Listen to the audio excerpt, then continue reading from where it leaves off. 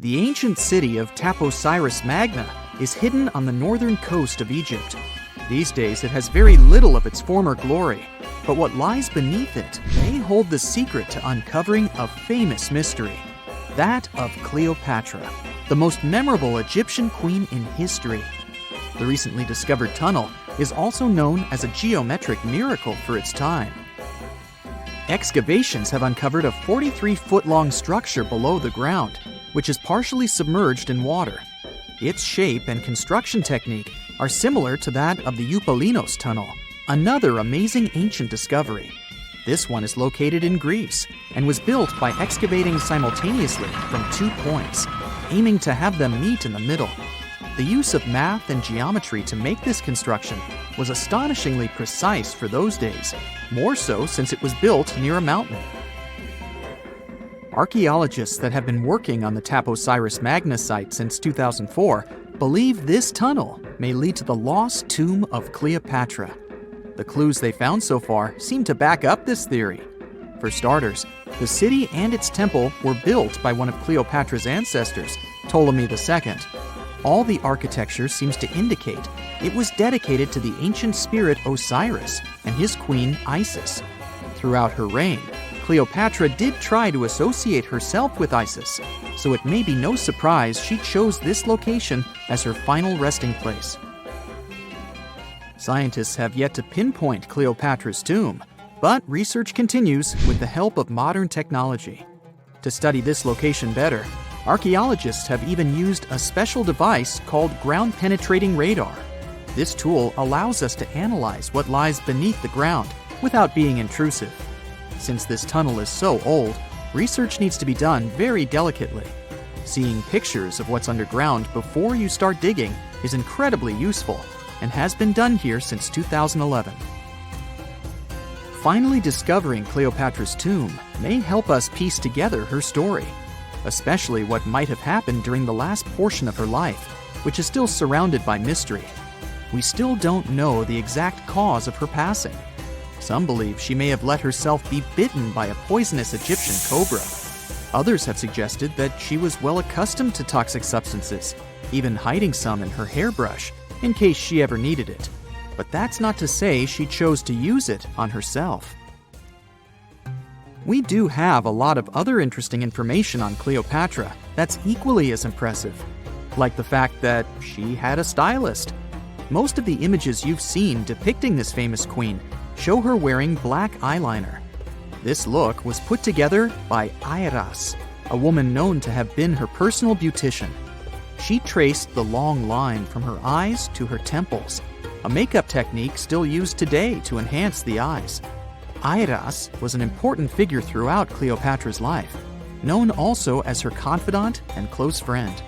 There are even theories that suggest Airas was there by her side when she passed away.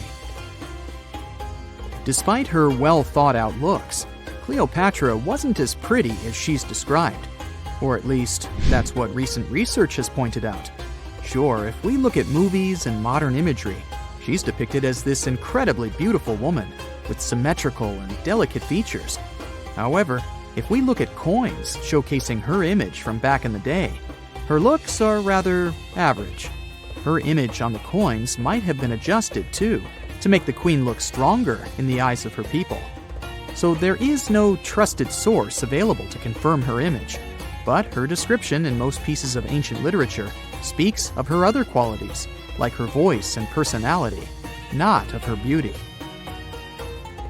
Cleopatra might have been the most famous Egyptian queen to this day, but she wasn't the first choice. She did have an older sister, Berenice, that was initially supposed to take the throne. Berenice passed away before she could do that, so Cleopatra took on the role and began investing in her education.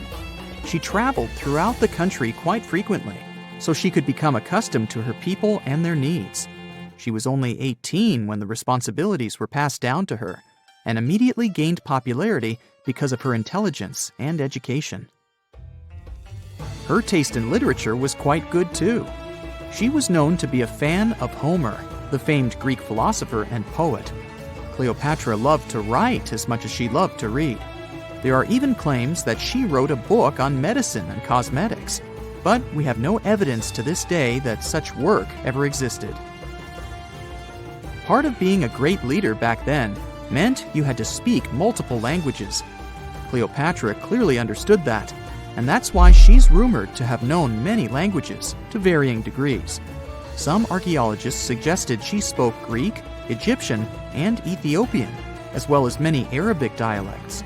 She might have even spoken Latin, but there's little evidence to support this claim. She might not have had angelic looks, but Cleopatra was really careful with the way she looked, even with her diet. She was known to have enjoyed simple meals, including a variety of fish. Since she lived close to the Mediterranean Sea, it's really no surprise. As a treat, she liked to eat stuffed pigeons, which she also served to her guests. Other dishes on the menu included vegetables and fava bean soup. Fruits and nuts weren't missing from her diet either, and she was also a big fan of honey. Recently, a team of experts has even tried to recreate her famous perfume. Think of it like the ancient equivalent of Chanel No. 5. Cleopatra was known to be a fan of luxurious scents, which she believed could even influence how people treated her when they met. The basis of this scent is myrrh, a resin gathered from a local tree. Other ingredients added to the mixture were also found back in the day, like cardamom, olive oil, and cinnamon. The results may not be quite as delicate as the perfumes we know and use today. Its consistency was way thicker, and the scent lasted way longer. When she was at the height of her power, Cleopatra might have been the richest person in the world. Back in the day, she ruled over a territory that stretched across the Mediterranean, from modern-day Libya in the west through Egypt to Syria in the east.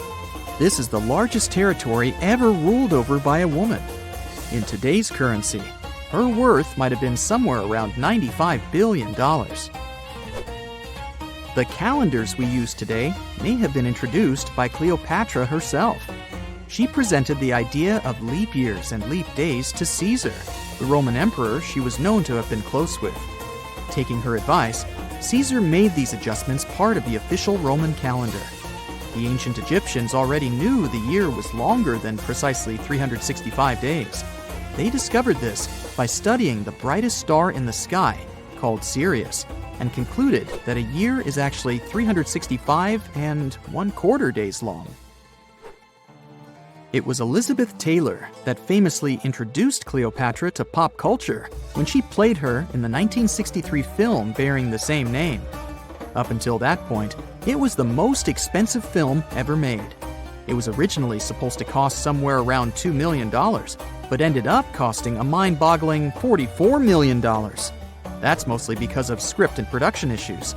To make this iconic movie, producers created 79 sets from scratch, as well as over 26,000 costumes for the cast. Elizabeth Taylor's Cleopatra costumes alone cost somewhere around $200,000.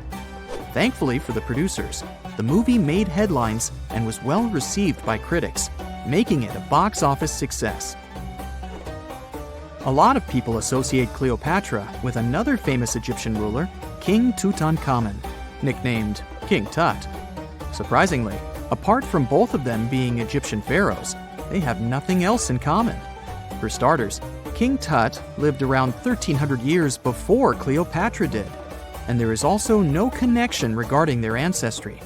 Cleopatra had Macedonian Greek roots, while King Tut was a native Egyptian. Egyptian archaeologists made an extraordinary discovery near Cairo just recently. Drumroll, please. The most ancient and most complete mummy yet discovered in the country. Yes, they were keeping it under wraps. The 4,300-year-old mummy was found in a group of tombs close to the Step Pyramid of Djoser, dating back to the Egyptian Old Kingdom. It was covered in layers of gold. The team also found several other tombs, including one belonging to an ancient Egyptian official and another belonging to a secret keeper who had the power to perform special ceremonies. Another interesting tomb was that of a writer, which featured the largest statues ever found in the area. This vast burial site is also home to more than a dozen pyramids and resting grounds. Probably one of the most famous mummies in the world is that of Hatshepsut. She ruled Egypt like a boss for around 20 years, building all sorts of impressive buildings and creating new trade routes. But when archaeologist Howard Carter found her tomb in the Valley of the Kings, her sarcophagus was empty. However, Carter did find 2 coffins in another tomb, one of which belonged to Hatshepsut's wet nurse and the other to an unknown woman. In 2006, a team of specialists decided to investigate whether that mysterious lady was the queen herself. They found a molar tooth in a wooden box with Hatshepsut's name on it, and when they compared it to a gap in the mummy's mouth, it was a perfect match. Ramses II was a pretty impressive ruler, but it was his mummy that eventually made history. Now, we don't hear too much about his daddy. Okay, I'll stop. Ramses is considered to be the most powerful pharaoh in all of Egypt, as he reigned for a whopping 6 decades. He also lived to be over 90 years old. Now that's pretty amazing, considering the time he lived in. Ramses II supposedly had over 100 offspring too. Talk about a big family. When he passed away, his body was originally buried in the Valley of the Kings, but some sneaky guys tried to rob his tomb of all his treasures. Officials back in the day weren't having any of that though, so they moved his body to a secret location to keep it safe. Fast forward to the 1800s, and Ramses II's mummy was discovered along with a bunch of other rulers and important officials. But it wasn't in the best condition, so archaeologists flew it to Paris to get it, pampered. Problem was, he couldn't just be transported into another country. The only solution available was to give Ramses II his own passport. His occupation was listed as king, and the document even featured his photo. Most mummies aren't necessarily known for having the most hydrated skin. But that of an ancient woman, also known as Lady Di, proves otherwise. No, not that Lady Di. This wealthy lady from ancient times was discovered in an ornate tomb in 1971, and she looked fabulous, if we can say so about a mummy. Thanks to the special conditions in her tomb, like the moisture in the environment and the lack of oxygen, her body was almost perfectly preserved. Her skin was soft, her hair was on point, and she was still flexible. The museum that now proudly displays her mummy also shows a ton of fancy items that were buried with her, like dinnerware and musical instruments. Archaeologists investigated the mummy further and discovered that she passed away from a heart attack at around 50 years old. Even though it hasn't been around for over 2,000 years, Lady Di is still making history. The mummy of Otzi the Iceman was discovered in the Alps in 1991. Austrian authorities initially thought he was a modern mountaineer because he was so well preserved. Turns out, he was actually from the Copper Age. He was found in a mountain pass over 10,000 feet above sea level. Through studying his mummy, we've learned so much about life in Copper Age Europe. For example, we know that he was a native of Central Europe and enjoyed eating meat. He also suffered from arthritis, narrowing arteries, and intestinal problems. But he likely used acupuncture and medicinal herbs to treat these conditions. And apparently, he was pretty handy with tools. He sharpened them just days before his untimely demise. Who knows if he was expecting trouble or just getting ready for some routine work. Now, King Tut and his story is most likely the one that made all mummies famous. This pharaoh passed away at the young age of 19, more than 3,000 years ago. But his mummy is still one of the most well-known in the world. When his tomb was opened in 1922, people went wild because it was still intact, unlike many other royal tombs. It had some seriously blinged-out coffins, including one made of solid gold. Not only did Tut's tomb give us a glimpse into ancient Egyptian history, but his mummy also taught us a lot about the time he lived in. DNA analysis helped identify his parents and revealed that the pharaoh had a rare bone disorder that might have made walking a bit tough. Now, Ginger is most likely one of the coolest mummies you'll ever hear about. He's like a time traveler from 5,000 years ago who's still looking fly with his golden hair and perfectly preserved nails. Ginger was discovered in Egypt and is believed to be the earliest known mummified body. Before people even knew about mummification, they used to place bodies in shallow graves in the hot, dry sand. And since the sand absorbed all the water, bacteria couldn't reproduce and the body was preserved naturally. Now, scientists are not sure if Ginger's preservation was intentional or not, but since he was buried with some pottery vessels, it's likely that whoever buried him knew some serious preservation techniques.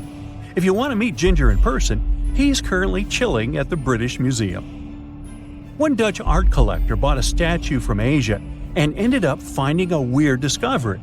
The statue contained a mummy hidden inside. Unfortunately, the body was too fragile to move, so they had to leave it there.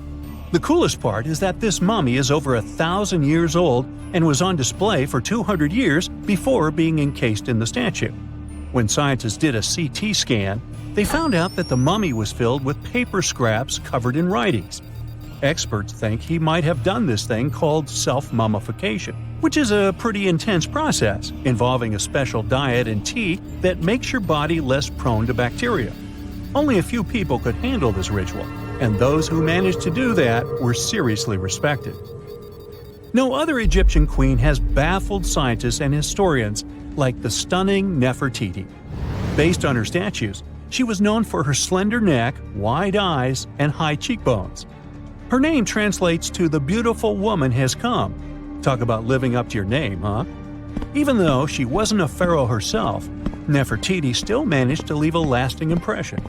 Written records suggest that, as a wife and queen, she held an incredibly influential role.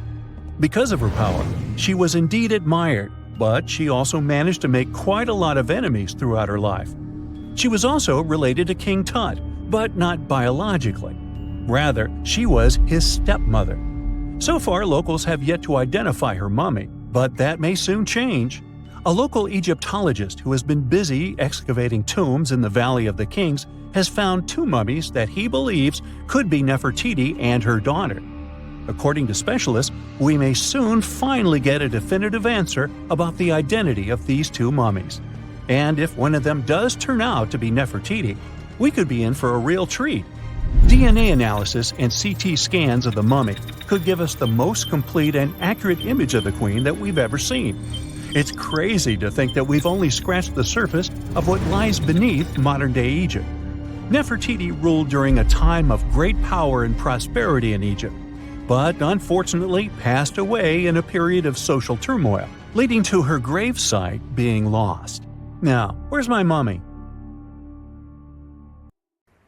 Most people know that pyramids were built as grand tombs for the pharaohs, designed to ensure they had a smooth journey to the afterlife. The Great Pyramid of Giza, for instance, was constructed for the pharaoh Khufu. But what most people don't know is that this whole pyramid building trend started right here with the step pyramid of Djoser about 4,700 years ago. This massive structure was built for Pharaoh Djoser, a ruler from Egypt's 3rd dynasty. It rises 7 layers high above the ground and stands about 200 feet tall. We think of it today as a phenomenal architectural project, but for ancient Egyptians, the step pyramid of Djoser turned out to be more like a massive experiment, a trial run, if you will, to perfect their building skills before they moved on to even more ambitious pyramids. Reaching new heights is super exciting, but the real mystery is what is going on below the ground. In this pyramid's underground labyrinth, there is a network of tunnels stretching about 3.5 miles long, and some researchers believe these tunnels might have been part of a sophisticated water system that could completely change what we think about pyramid construction. Let's talk about this massive complex located in Saqqara. Surrounding the pyramid, there's what's known as a dry moat, a continuous trench that is up to 164 feet wide and almost 2 miles long. It forms a sort of rectangular shape around the pyramid. This trench has an average depth of about 65 feet. Now, if you were to add up all the earth and rock they dug out to create this moat, it would be about 10 times the volume of the step pyramid itself.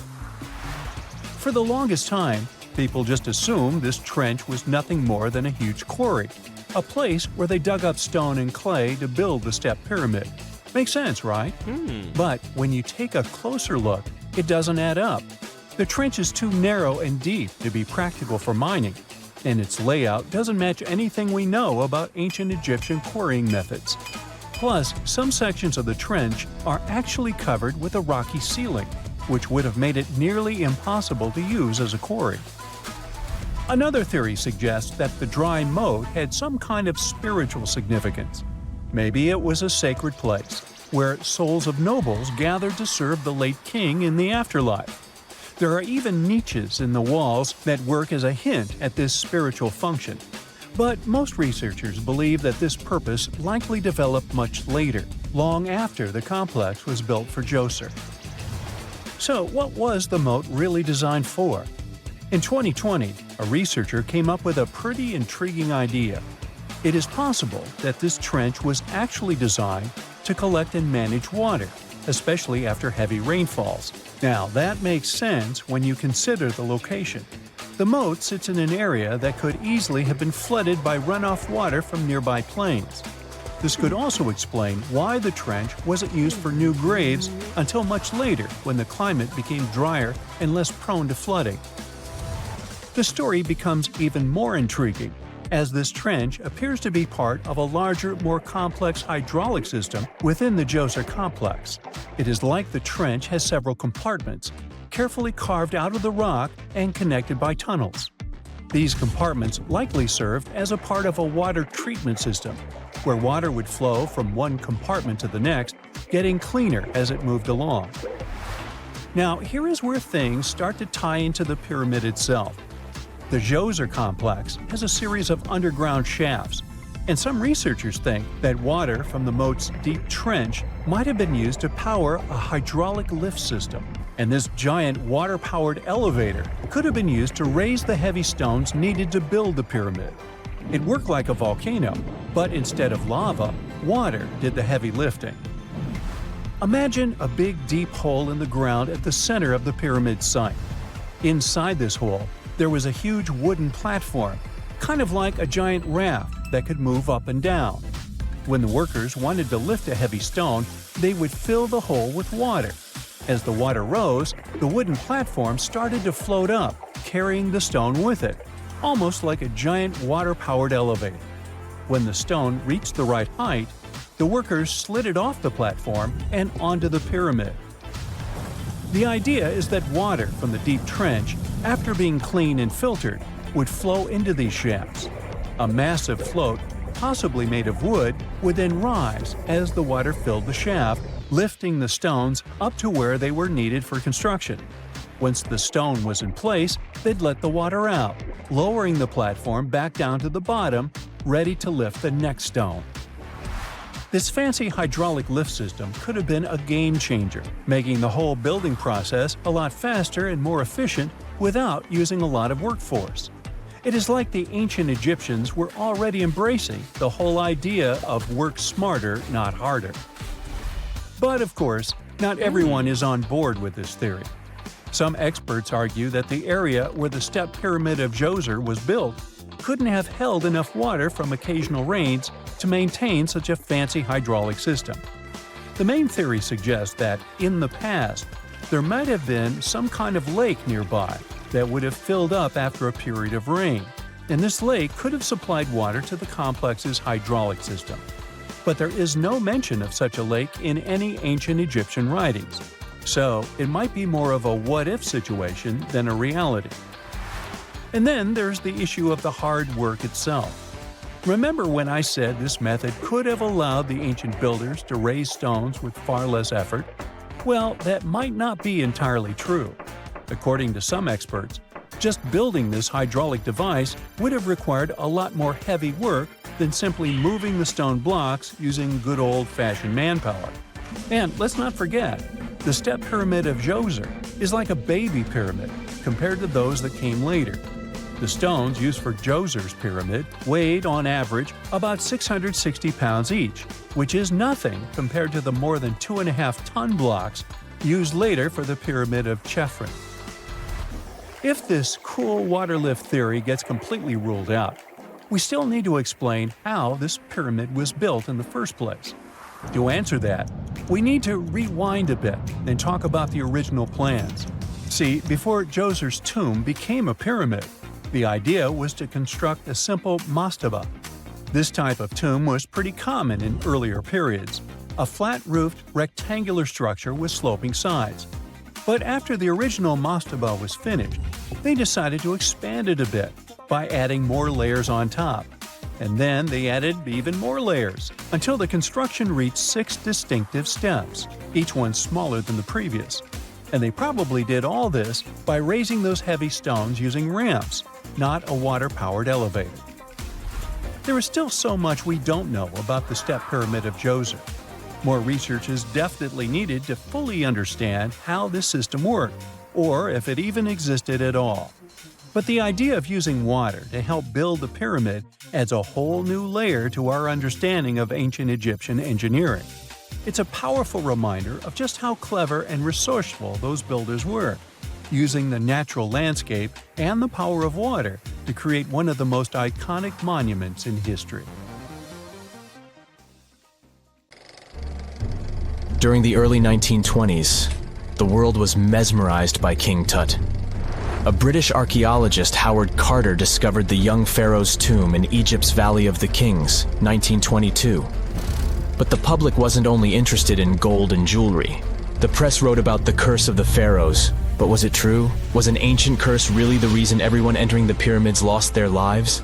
At the time, this was the only explanation for a series of unexplained passings. The man present at the opening of King Tut's burial chamber, George Herbert V, Earl of Carnarvon, lived only 5 more months after the discovery. He had also sponsored the dig. In comes Sir Arthur Conan Doyle. You probably know of him, the English writer behind Sherlock Holmes. He claimed that an evil elemental caused the explorer's demise. He must have been joking, right? Unfortunately, no. The newspapers continued to blame the pharaoh's curse after every Egyptologist left this world. These are the scientists who study the ancient cultures of Egypt. The archaeologist who opened King Tutankhamun's tomb passed away full 17 years after the discovery. The reason for it wasn't a secret: Hodgkin's disease. Yet again, journalists around the world wrote of a curse. This was getting ridiculous. But science must have had a rational explanation, right? Well, it did. And that explanation was common mold. Harmful fungi, Aspergillus, can survive for ages in sealed tombs. When humans inhale them, there's a high risk of infection in people who have a weakened immune system. Today, doctors believe this is what happened to the unfortunate explorer more than a century ago. Scientists now know that this type of fungi grows especially well on grain. And King Tut's tomb was full of offerings in the form of baskets full of raw grain and bread. Researchers discovered other varieties of fungi on ancient Egyptian mummies. These molds can easily cause some nasty consequences for humans. The danger of rotting organic material is real. Just look inside your fridge. Any food leftovers you have there start to go off after just 3 to 4 days. You can imagine what happens to food in a sealed chamber after thousands of years. Food is just one kind of organic material. There is also wood. If you expose it to water or even moisture in the air, it starts to deteriorate. You don't have to travel to Egypt to see the effects of this process. Any abandoned building in your neighborhood can serve as an example. When a piece of wood gets wet and has no way of drying out, there is going to be damage. From fungi to wood-boring insects, the list is long. Rotten wood presents a huge structural issue. Beams and floor panels are all made of timber, so you better not go inside a failing building. You can easily lose your footing. But this is just the tip of the iceberg. The building materials since the time of the pharaohs have changed, but so have the dangers.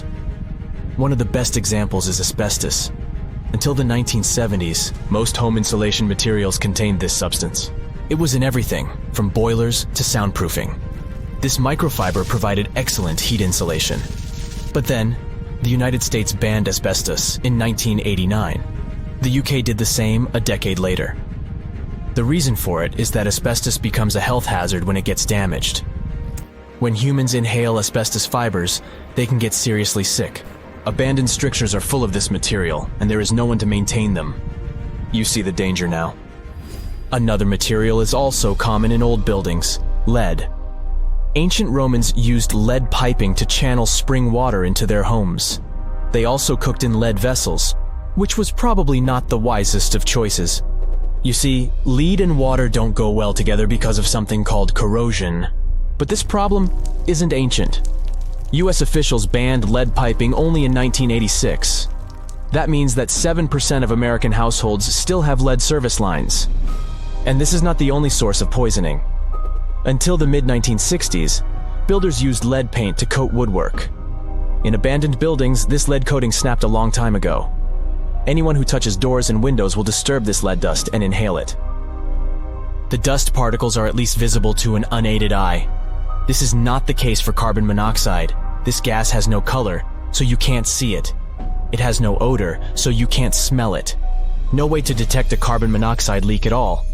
And how does this dangerous gas usually escape? Poor maintenance. Well, abandoned buildings have zero maintenance. 1 second, you could be exploring an old factory, and the next you could feel dizzy with and have a terrible headache. These are just some of the symptoms of CO poisoning, the less severe ones. But what is the source? All it takes is for an old boiler to finally give way after years of neglect. We've reached an important question. What is the main factor in air quality inside a room? If you are thinking the level of oxygen, try again. It turns out that oxygen levels drop by only 0.3% in 8 hours inside an airtight room. This is a room in which doors and windows are sealed with tape, so the decrease is even smaller in normal conditions. Oxygen isn't the main problem. The levels of carbon dioxide rise sharply inside a sealed room. This is the direct result of human breathing. We inhale oxygen and exhale CO2. Think of it as a waste gas. Normally it's only a tiny portion of the air we breathe, 0.04%. But in a sealed room, high levels of carbon dioxide will make you feel drowsy. And that's the last thing you need when inside a dilapidated building. Carbon dioxide will decrease your ability to think clearly. Researchers from Harvard did an interesting study in 2016. They had office workers come in 6 days in a row to complete a problem-solving test. During the week, they gradually raised the carbon dioxide levels in the mock-up office. The results of the same test kept getting worse over time. There are many factors at play, but CO2 levels definitely had an impact on the workers' problem-solving ability. The test took place inside a typical office environment, not inside a crumbling building where visitors must watch their every step. When I say visitors, I really mean trespassers, and trespassing is a criminal offense in the United States. This goes both for private and public property. If you defy the law, you can be fined up to $5,000 or even face lockup time. That should make you think twice before jumping over a fence with a no trespassing sign. But again, you might not be the only one inside. You can never know who else is in the building. Perhaps a person up to no good? It doesn't have to be a person at all. Animals can pose a threat as well. You would be startled if you saw a rat, for example. But the poor animal would be scared as well. It might bite you. The list of diseases rats carry is pretty long. But rodents' teeth can cause other forms of damage. They grow constantly, so the animal has to constantly nibble on something to stop them from overgrowing. If you ever felt peckish at 1 a.m., you know the feeling. Electric cables are high on the rodents' menu. Abandoned buildings have plenty of those. Old wiring is dangerous on its own. Structures erected before 1984 often used wires made out of aluminum. Today, copper is the standard because an aluminum wire is 55 times more likely to catch on fire than a copper one. Flipping a switch in a rundown building can cost you your life. Be on alert for telltale signs that something is wrong. Lights that flicker, sparks from sockets, and the smell of smoke. And yeah, don't count on an earth cable to protect you from electrocution. Ground cables became standard only in the 1960s. A gruesome discovery took place in Egypt some years ago. You want to hear about it? 16 human hands, carefully buried in 4 eerie pits. They didn't look too much like human hands at first, since they were abnormally large, but they were. Weirdly, there were only right hands. No left hands were in sight. It turned out that it points to the practice of an ancient dark ritual. Old Egyptian art and tales talked of a ceremony where warriors would present the right hand of their adversaries as proof of victory and ask for gold in return. Egyptians believed in the afterlife, so cutting off someone's hand meant you cut off their power eternally. Guaranteeing this type of defeat was interesting to the winning party. Here, the fight was between Egyptians versus Hyksos, who lived in what was once known as Canaan. Egypt has always been the center of some history-changing findings, and some time ago, this papyrus was found. If we stretched it open, it would be just a tad bigger than the height of a skyscraper. The world's tiniest skyscraper, which is located in Wichita Falls, Texas. When humans didn't write on their notes app, they wrote on this thing, made from the medulla of a papyrus plant. Around 2,000 years ago, ancient Egyptians wrote something reminiscent of a book where they describe most of their funerary traditions and their visions of the afterlife. It's considered one of the most important texts from ancient Egypt and is still sold in bookstores to this day. This ancient manuscript was unearthed from a chamber located just south of the Pyramid of Djoser, located in Saqqara. Oh yes, Djoser is the oldest pyramid in Egypt and not the Giza pyramids like most people think. So recently, the site of Saqqara buzzed with excited archaeologists who probably found one of Egypt's oldest complete mummies. They believe that this beautiful and well-preserved mummy was that of a wealthy man. He was discovered in a deep shaft, covered in layers of gold leaves. There are many symbols that show he was an important and wealthy man, like the band he wore on his head, the bracelet on his chest, and the fact that he was embalmed with a tunic, which was reserved for Egypt's finest. The most exciting part of the entire discovery was finding the resting place sealed with mortar, just as the ancient Egyptians had left it 4,300 years ago. Now this may sound weird, but back in 2008, archaeologists discovered a missing pyramid. Now it went missing because it deteriorated over the span of 4,000 years. Today, you can only see its base. It was a pretty important site back in ancient times. It is said that around the area of the pyramid, the ancients hosted a special type of ceremony where high priests would carry mummified remains of sacred bulls. Now here's a fun fact. Ancient Egyptians believed that Apis bulls were earthly incarnations of the city deity of Memphis and was connected to rites of fertility. It wasn't just any Apis bull though. They needed to be all black with a single white mark between its horns and a bunch of very specific characteristics. They were selected by the local priests and honored until they passed away. After that, they were mummified and buried in underground galleries. Meanwhile, this missing pyramid sort of disappeared around the 1800s. It was a German archaeologist who first found it in the village of Saqqara. He called it the Headless Pyramid when he first found it. But then, years after the official discovery, the desert sand came along and covered the whole thing. There were some excavations between the 19th and 20th centuries, but they weren't too systematic. That's why scientists were so thrilled when they dug an entire pyramid's base after removing the 25-foot mound of sand that was covering it. Oh, and it turns out American archaeologists are excavating a cemetery in Egypt that could contain over 1 million mummified bodies. So far, archaeologists have dug around 1,700 mummies. One of the main differences from other classic Egyptian mummies is that these people weren't kings and pharaohs. They were commoners that most likely lived about 1,500 years ago, when Egypt was controlled by the Roman and Byzantine empires. The name of the cemetery is cool though, the Way of the Water Buffalo, just in case you want to check it out on your next trip. Other than bulls and buffaloes, ancient Egyptians also liked baboons. Are you seeing a pattern here? In the beginning of the 20th century, archaeologists discovered a site filled with mummified baboons in a place called, guess what? The Valley of Monkeys. An animal wouldn't have been mummified if it wasn't considered important. Certain animals were more important than others, since they were linked to specific deities. Jackals were connected to Anubis, the ancient god of the afterlife, and cats were likened to the female deity Bastet. Baboons were a pretty big deal, since they were believed to be connected to Thoth, the deity of wisdom and advisor to Ra, one of Egypt's supreme deities. The archaeologists who studied these animals weren't too happy. They think these baboons were kept inside and were deprived of sunlight for most of their lives. They had extreme vitamin D deficiencies and they were poorly fed. Maybe Thoth got angry with these baboon keepers. Just a guess. Since there's never a boring day for archaeologists in Egypt, they also found human mummies with golden tongues. Since Egyptians were all about the afterlife, they believed that golden tongues might help a person speak once they pass to the other side. I mean, it's a long shot, but hey, why not?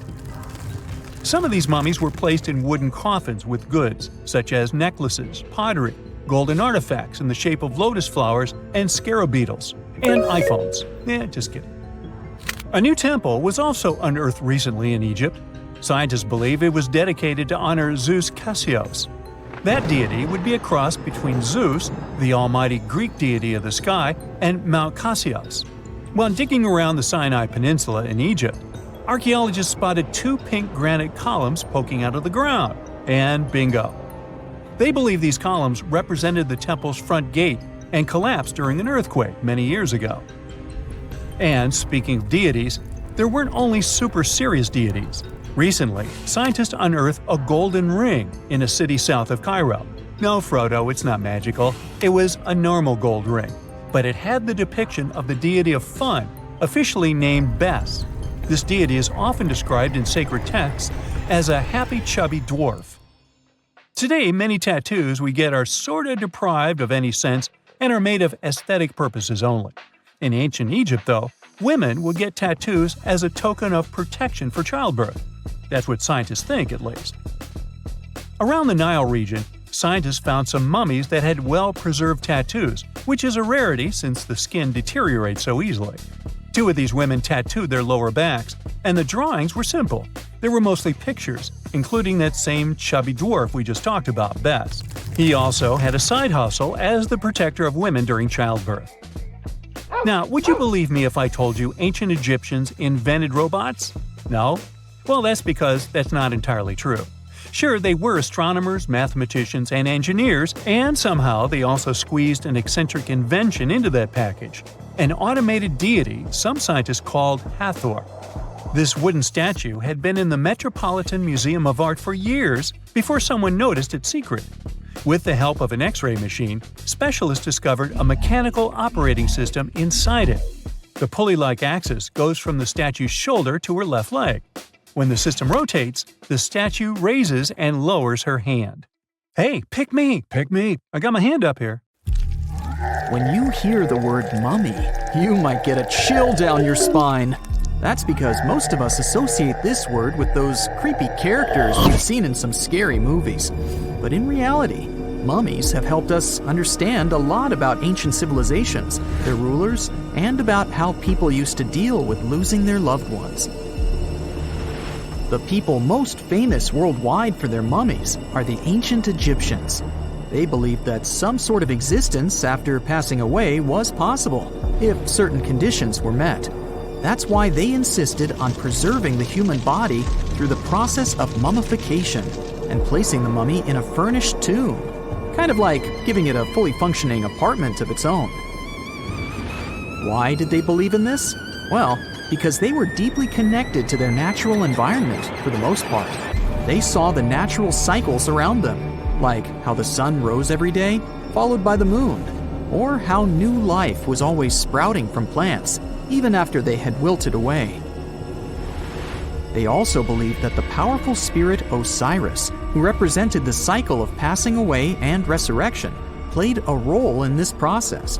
To prepare for the afterlife, the ancient Egyptians followed certain rituals, like mummification, which involved using materials like honey, resins, and incense to preserve the body. There's no other mummy more popular than that of King Tut. He was a young pharaoh who ruled over 3,000 years ago in Egypt.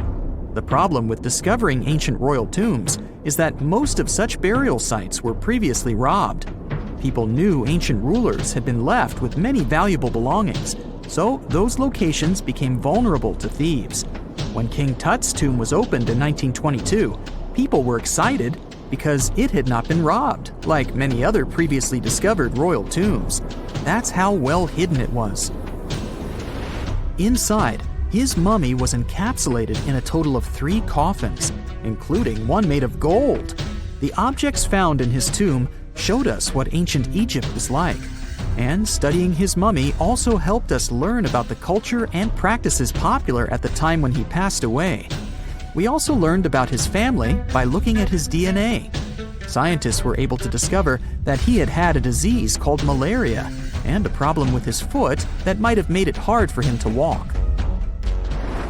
Ramses II was another pharaoh in Egypt who ruled for 68 years, which was quite a lot back in the day. He was known for his expansion campaigns and building projects. Many objects from his time as a ruler still exist today, including a large statue of him. Ramses II was about 6 feet tall and lived to be about 90 years old. After looking at his mummy, scientists concluded that he may have had a medical condition that affected his spine. Now, remember those thieves I mentioned before? They are probably the reason why Ramses II ended up in a plain coffin in a secret collection of royal mummies at Deir al-Bahari, which was rediscovered in 1881. Thankfully, archaeologists were able to identify him because his journeys had been recorded on his wrappings. The process was really tedious too. In fact, in ancient Egypt, the mummification process could take a staggering 70 days to complete. A special person would say a very specific speech while delicately handling the body and drying it out using a type of salt called natron. They also used linen and resin to make the body look more lifelike and to wrap it in cloth. The tomb was equally as important for ancient Egyptians. The walls of King Tut's tomb, for example, were adorned with intricate artwork that depicted his journey to the afterlife, from his burial procession to his passage through the underworld. The ancient Egyptians believed that everyone made this journey after passing away, and they filled their tombs with items and paintings to help the person in their spiritual travels. Additionally, the walls of the tomb were decorated with spells from a special book, which contained a collection of poems that the Egyptians believed would help people reach the afterlife. And speaking of how important this journey was, people also placed food in these ancient tombs.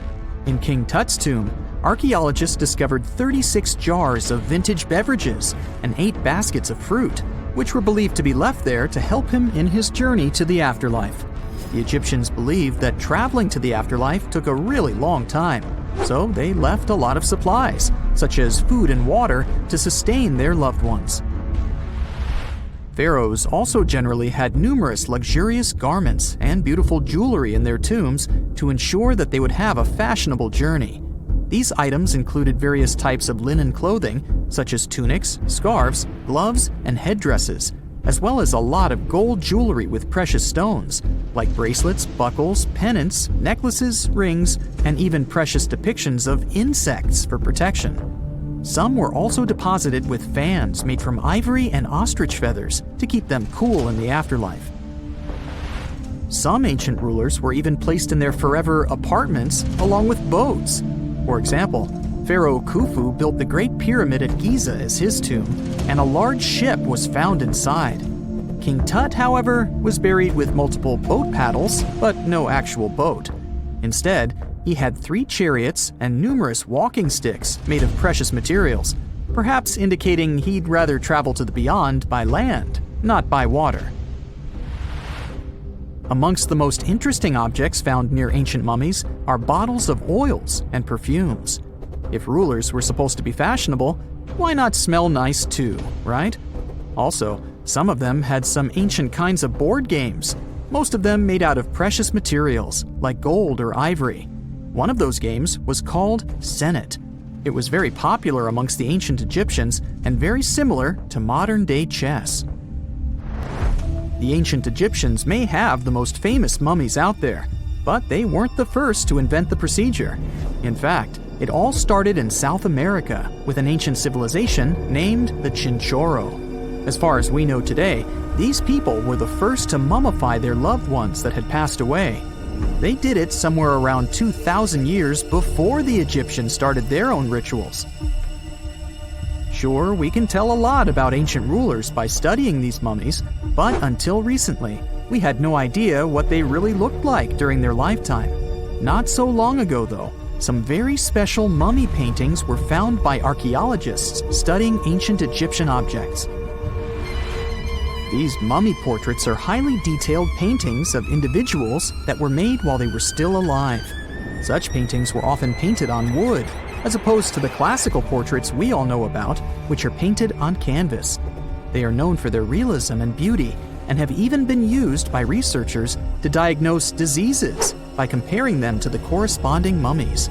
Some of these portraits also include depictions of jewelry, which was later found on the mummies. The recent discovery of these mummy portraits in Central Egypt is significant, as it marks the first time in over a century that such paintings have been found. Mummies appeared all around the world naturally, too. Mummification can occur without people intervening because of natural conditions, like extremely cold or hot environments, places with a lack of oxygen, or accidental exposure to chemicals that preserve the body. These conditions don't allow bacteria to grow, resulting in the body remaining more or less intact. Famous Otzi was one of these mummies. We know today he was a man who lived around 5,000 years ago in Europe. But upon his discovery in the Alps in 1991, Austrian authorities initially believed that he was a modern mountaineer because of how well preserved the body was. However, after the Iceman was removed from the glacier, it was determined that he was actually from the Copper Age. Have you heard of Göbekli Tepe? It's an ancient site in Turkey that literally made historians rewrite history books. Over 11,000 years ago, a group of prehistoric humans crafted an enigmatic masterpiece that's even older than Stonehenge.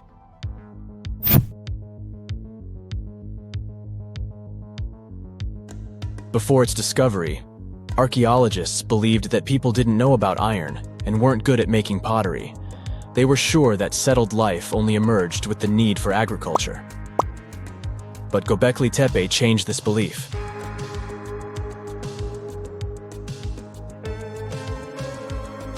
The place has revealed that it was the temple that paved the way for a settled life, not agriculture. Until this discovery, researchers believed that farming was the catalyst for sedentary living. Meet Professor Schmidt, the guy whose findings changed this theory. He managed to prove that hunter-gatherer communities laid the very foundations of this way of life.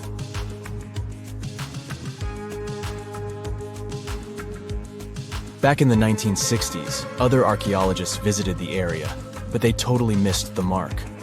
While surveying the region, they stumbled upon a hill with scattered limestone slabs and concluded it was just an old burial ground from medieval times.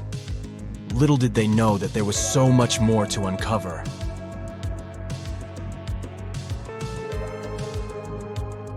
In 1994, Schmidt embarked on his own survey of prehistoric sites in the area. Surprise! He instantly realized he had discovered something truly extraordinary.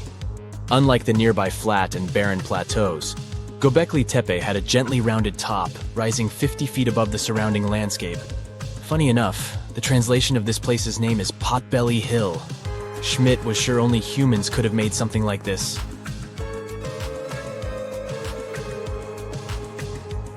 Those broken limestone pieces that were mistaken for gravestones turned out to be way more exciting. It was like stumbling upon a hidden treasure. The pieces took on a whole new meaning, and Schmidt with his team was about to dive into the secrets waiting beneath the surface. To their surprise, they found no traces of a settlement, no hearths for cooking, no houses, and none of those adorable clay figurines commonly found in nearby sites of similar age. However, they uncovered that those ancient people used tools like stone hammers. So, Schmidt and his team put their heads together and took a wild guess at the age of Göbekli Tepe's stone structures. Their estimation got backed up by some limited carbon dating done right at the site. The ancient vibes of this place were finally starting to make sense. It was like a puzzle slowly coming together.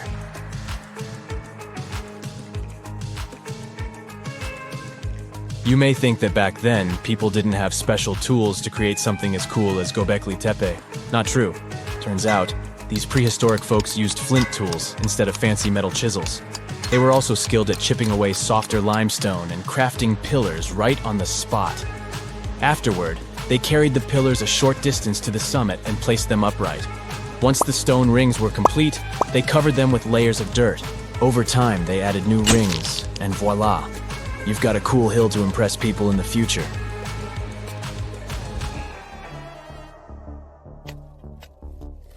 During their first year of excavation, the team went through 15,000 pieces of animal bones from wild creatures.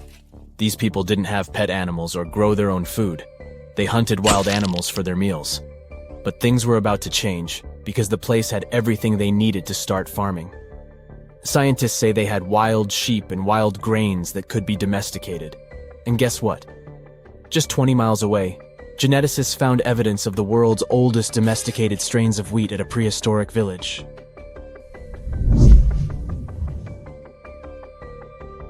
These amazing findings have completely changed how we view civilization. In the past, experts believed that people needed to learn how to farm and settle in one place before they could build temples and develop complex societies. But guess what? Schmidt's research flips that idea on its head. He claims that the incredible effort put into constructing these astonishing structures actually set the stage for the development of advanced societies. It means that societal and cultural changes happened before agriculture. Schmidt has this fascinating hypothesis about Göbekli Tepe. He thinks it could have been a special burial site where people left their loved ones. And here's the twist. The burial site was adorned with fancy statues and symbols representing deities from the spiritual realm. The idea that Göbekli Tepe could have served as a sacred place adds another layer of complexity to the whole story. While the site's true purpose may remain elusive, Schmidt's insights invite us to consider the profound interplay between life and the afterlife, and the deep reverence ancient hunter-gatherer societies may have had for their departed ancestors. Now let's talk about the stars of the show, the mesmerizing T-shaped columns that dominate Göbekli Tepe. These mysterious structures range from 10 to 20 feet tall and most likely represent stylized human figures. But one figure stands out from the rest, the three-dimensional lion relief. This depiction really fires up our imagination. Why? Because it hints at the possibility that lions roamed Anatolia during the Neolithic period.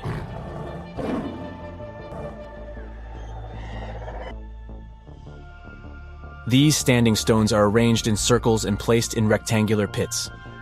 Each circle has a similar setup. Two big T-shaped pillars in the center, surrounded by slightly smaller ones facing inward. Talk about a stylish arrangement. These towering pillars reach a whopping 16 feet and weigh between 7 and 10 tons. Some pillars are plain and simple, while others are like works of art with intricate carvings. Foxes, scorpions, and vultures come to life, crawling and twisting on the pillars' sides. But it's not just animals depicted on these stones. Some pillars have abstract shapes representing humans, and even small carvings of clothing items. Some of them even have belts. Now, there's one pillar that stands out from the rest like a rock star. This super old stone pillar suggests that a comet crashed into Earth. It happened during a chilly period that lasted about 1,000 years. Previous studies examining Greenland ice cores hinted at this comet theory, but now the carvings at Göbekli Tepe prove it right.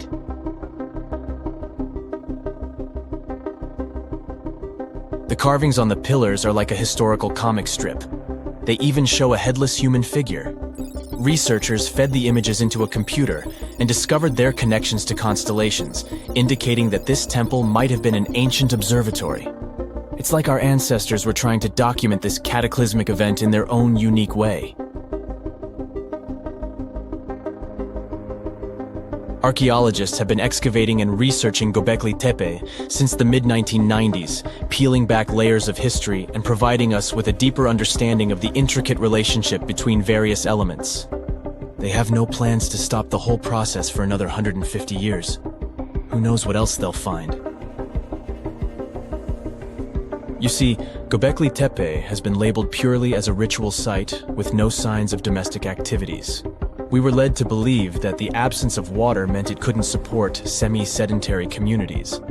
But scientists believe it's time to shake things up and approach Göbekli Tepe with fresh eyes. It's time to question what we believed before and use new evidence and different ways of thinking. Like, there might have been a group of people living in the area who didn't stay in one place all the time. They moved around a bit but still had their own civilization, living in the area semi-sedentarily. Göbekli Tepe is not just home to a single temple, but an astounding collection of over 20 ancient structures. As archaeologists delve into the depths of this wonder, they are unraveling its unique layout, featuring 2 prominent focal points at the heart of each establishment, complemented by smaller structures and dividing walls. What's even crazier is that in this area, there are over 200 obelisks, which are narrow tapering monuments. Strange and amazing items are discovered often, but figuring out what our ancestors were up to is pretty tough. Especially when all you have are just some rusty cups and cave drawings. It's no surprise that even the experts in lab coats sometimes make mistakes. But it's not just about dusty plates and huge stones. Sometimes there's even humans with large heads. So grab your digging tools and let's travel back to ancient times to explore incredible societies that even scientists can't fully explain. Sardinia may look idyllic now, but I'm not gonna lie, I wouldn't fancy visiting it 3,000 years ago. Rumor has it, terrible giants roamed around this island back then. People even talk about finding human skeletons over 13 feet tall there, although nobody's ever shown anything to prove it. But the stories will make you wonder because some weird stuff has definitely happened. In 1974, over 5,000 pieces of broken stone artifacts were found in a part of the island called Monte Prama, but instead of being displayed in a museum, they were locked up in an underground vault for about 30 years. Sounds a bit suspicious, doesn't it? When they were finally displaced in 2005, scientists put the pieces together to find statues of 38 giant men standing 8 feet tall. Not quite as tall as the legendary skeletons, but still pretty huge. It's thought these statues were made by the Nuragic people, who lived on the island a long time ago. Besides giant statues, they also built over 8,000 massive stone buildings. Perhaps Nuragic weren't giants themselves, but they definitely liked their things big. I do too. I like a big number of likes on our videos. That'd be pretty great. Thank you if you liked this and subscribed. Now back to the video. You and I are pretty smart, but we might not be the smartest humans ever. Actually, we might not even be the smartest species. Since 1913, some skull fossils found in South Africa have hinted at a possibly smarter contender called Boskop Man. This human-like species might have lived as recently as 10,000 years ago. Their skull suggests they had really big heads, which means their brains could have been 30% bigger than ours. Wow! Their average IQ could have been around 149, making them among the smartest 0.05% of people today. But if a Boskop Brainiac was so much smarter, why are they not around and we are? Well, bigger isn't always better, you know. Our brains are a lot bigger than our ape relatives, mainly in the prefrontal cortex. This part helps with high-level tasks like making decisions, remembering things short-term, and being aware of ourselves. The parts of the brain that handle our senses and movements haven't really grown much. So, maybe the Boskops spent too much time dwelling on the past rather than doing practical things like hunting. But this is all just guessing. We really don't know what happened to these clever cousins of ours. Some people even argue that Boskops weren't any different from us, with the only evidence being parts of skulls. The jungle is huge. Did you know the Amazon rainforest is home to about 30% of all the world's plant and animal species? That's impressive. However, the history of one native species, humans, has long puzzled scientists. The mysterious Kasarabe people lived here for hundreds of years and then vanished around 1400 AD. People thought the Amazon only had a few scattered tribes, but recently we discovered big, unusual shapes in the ground called geoglyphs. These might look like simple shallow ditches, but they're actually the remains of a vast civilization that spread over 5,000 square miles and includes about 450 markings, some as wide as 1,300 feet. That's insane! They likely contained ceremonial buildings and could have hosted up to 1 million people as recently as 550 years ago. Thanks to new technology like LiDAR, which uses a safe laser to map the forest without harming it, we can explore deeper. In 2019, some scans showed miles of raised roads and pathways and even pyramids over 70 feet tall. They found 26 separate settlements, 2 of which were at least 250 acres each. Damn, that's like 330 soccer fields. It's not certain what happened to the Kasarabi people. Maybe European conquistadors drove them out. Maybe the most baffling ancient civilization is one we've never actually found a trace of. Yep, I'm talking about Atlantis, the grand city that supposedly sank into the ocean. The first mentions of Atlantis come from the ancient Greek philosopher Plato, who talked about a great city near the Strait of Gibraltar. But for ages, everyone just thought Plato made up Atlantis as a perfect version of his own Athens. So why, about 12,000 years after it supposedly vanished, do we still wonder if it might be real? Well, in the 19th century, U.S. Congressman Ignatius Donnelly wrote a book giving 13 reasons why he thought Atlantis was more than just a myth. Then, in 1965, some folks thought they actually found Atlantis when they discovered the Richat structure, a massive 25-mile-wide dome in Mauritania, Africa. It's so big that you can see the whole thing from space. 2 astronauts flying over the Sahara Desert spotted this giant eye staring back at them and thought they'd made the discovery of a lifetime. Unfortunately, there's no solid evidence linking this structure to Atlantis. It's believed to have formed from volcanic activity about 100 million years ago. But it does look suspicious, doesn't it? Still, we're no closer to knowing the truth. Imagine going back to about 3,300 BCE and finding yourself in South Asia. Welcome to the Harappan civilization. These people were way ahead of their time. They had cities like Harappa and Mohenjo-Daro, complete with baked brick houses, sophisticated drainage systems, and even public baths. This place might have had over 5 million people, making it one of the densest regions at the time. They also invented a system of standardized weights that was incredibly useful for traders. And trading they did. These people had connections stretching all the way to the Middle East, thanks to their great skills in metallurgy. They even had a form of ancient branding. The seals were used to stamp clay on trade goods. Despite being so advanced with a thriving urban life, there's a whole bunch of mystery shrouding their language and script. We've got bits and pieces of their writing, but no one's deciphered them yet, even with all the technology we have today. We also still don't know how exactly their society worked. It looks like they didn't flaunt their social status as much as other civilizations. No grand palaces or massive monuments. Instead, their largest buildings might have been granaries. They sure were practical. Unfortunately, all good things must come to an end. Around 1800 BCE, this bustling civilization started to decline, possibly due to shifts in river patterns. As the environment changed, the Harappans packed up, moving towards more hospitable lands. Ever heard of the Minotaur? The beast with a bull's head and a man's body, hunting the bravest travelers in a massive maze. Well, this wasn't just any old tale. It was one of the most popular dramas of the ancient world. And it was inspired by this place, the island of Crete. The Minoans lived here during the Bronze Age. They had stunning palaces, amazing frescoes, and a culture so rich it still fascinates historians to this day. They built places like Knossos, which was so complex with its multi-story buildings and elaborate hallways that it might have inspired the whole labyrinth myth. Their engineering was so ahead of its time that even their drainage systems were more advanced than what many of us have today. Let me know in the comments which of these stories you find the most fascinating, and thanks for watching. This just in, the world's oldest pyramid was built during the last ice age. And I'm not even talking about Egypt. I'm saying our ancestors might have spewed a 27,000-year-old pyramid in West Java. Gunung Padang is not exactly shouting pyramid.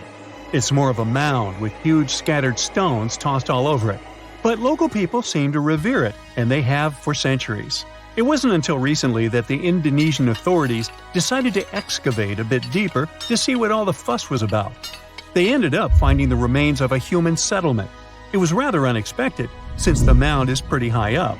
This excavation could only prove there were humans in the area as far back as 45 BCE, which sounds reasonable. It was up to an Indonesian geologist named Donny Hillman to prove that Gunung Padang is the world's first pyramid. He used all sorts of new technology to support his claim. Our guy used carbon dating, which digs deep into the earth and takes whole chunks of soil. He found layers and layers of constructions, like he was digging up Rome and finding ancient buildings buried in the ground. His research proved that there had been caverns and even rooms down there, which could only mean one thing: humans. As for the rocks located up in the mound, they were most likely strategically placed by the people who lived there back in the day. They needed a place to meditate, so they arranged things in a harmonious way. Their smooth surfaces wouldn't be the result of years of erosion, but the works of great sculptures, the Michelangelos of their day, let's say. If this is all for real, then human civilizations began way before we think they did. Our ancestors, the Paleolithic humans, didn't have what it took to be considered a civilization, especially not the tools and knowledge to build pyramids. They needed a lot of masonry skills, which weren't all that available during the last ice age. His peers don't share this view, though. They could believe Hillman's theory if he had found evidence such as charcoal and bone fragments, but he didn't. Flint Dibble, another archaeologist, says that without concrete evidence of human activity, there's no proof of an actual pyramid. In this case, all the data proves is that the soil in the mound dates back to 27,000 years ago. He thinks the rocks on top of the mound just slipped down the hill, like rocks normally do. Only a complex society would have managed to build a stepped pyramid like they claim it was. But according to Bill Farley, an American archaeologist, there's just no reason to believe there were any settlements in Indonesia during the last ice age. Now, just so you know, the oldest known ancient society with this kind of knowledge is probably 11,000 years old and used to occupy the region of modern-day Turkey. Take a look, Turkey's Göbekli Tepe. It's also not a pyramid, but it's the oldest monolithic construction made by humans. Back in the Neolithic period, a lot of people settled there, and there are proofs for it. For example, the walls there are covered in ancient drawings of clothing and wild animals. Until recently, the title of the world's oldest pyramid went to a three-sided construction known as the Djoser Pyramid in Egypt. Djoser is located just a few miles south of the Giza complex in a town called Saqqara. It made its way to popular culture more than once. In the 18th century, it became a common feature in European paintings. Young men from the cultural elite did a grand tour around the world, and Saqqara was at the top of their list. It was also featured in the video game Assassin's Creed, with a digital representation way more accurate than many historical drawings of the thing. That was kind of a big deal in ancient Egypt, to build pyramids for kings to spend their afterlives. And if you thought the Khufu pyramid was the oldest one in the world, well, Djoser was built 70 years ahead of that time. The development of new technology has allowed archaeologists to make groundbreaking discoveries, and a new, or should I say ancient pyramid in South America might win the title in dispute. It turns out that pyramids were also pretty fashionable in the Americas in the old days. Among them are the iconic pyramids of Guatemala's Tikal Temple Complex, the same ones that appeared in Star Wars No. 4. But to find the oldest pyramid in the Americas, one would have to travel to Peru. Deep in the Peruvian desert, archaeologists stumbled upon a sprawling ancient metropolis known as Caral. At first, researchers believed that the settlement was pretty recent, since the site was way too complex for ancient technology to handle it. As we said, Caral is a desert town, like Las Vegas, but without all the hoopla. This means no easy access to water, and for cities like these to thrive, they need a considerable irrigation system, which leads us back to complex technologies. The Peruvians surprised us all with this new discovery.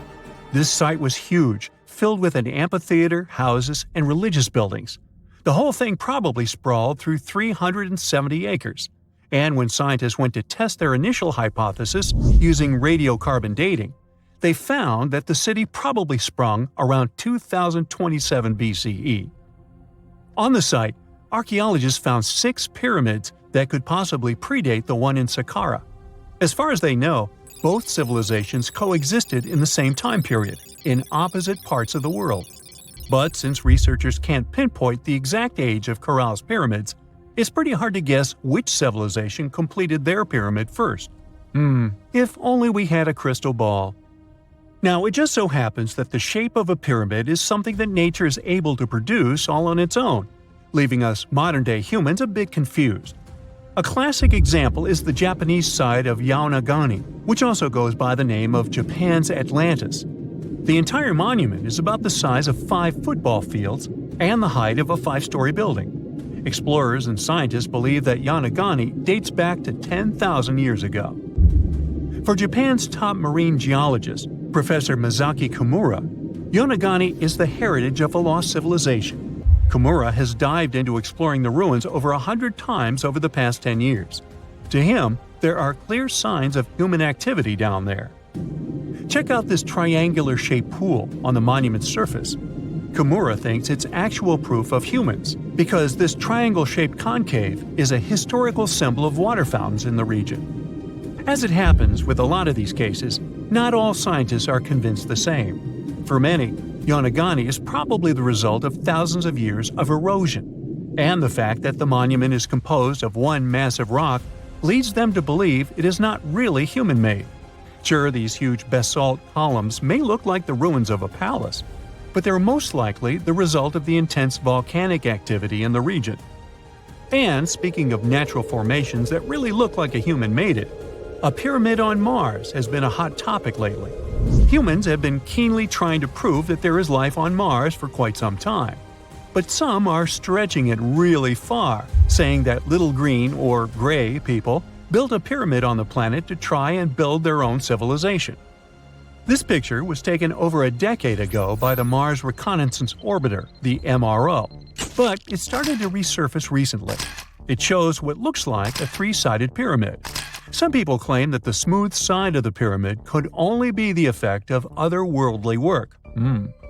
Then science comes along and explains that Mars is home to one of the deepest canyon systems in the whole solar system.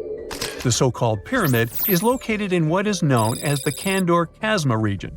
This Martian region has a bunch of similar formations that are nothing more than the result of erosion. Nothing supernatural going on there, apparently. What is a boat doing in the middle of a desert? You would expect to find a seagoing vessel closer to shore. This is the question archaeologists had been asking for decades. In 1988, there was a storm near one of the most important archaeological sites in ancient Egypt. A wooden structure emerged from the sand. It was hollowed out by termites. Scientists were determined to solve its mystery. In 2000, they began excavating the site near Abydos, Ubidos. An American team of experts soon discovered a boat that was 70 feet long, and it wasn't alone.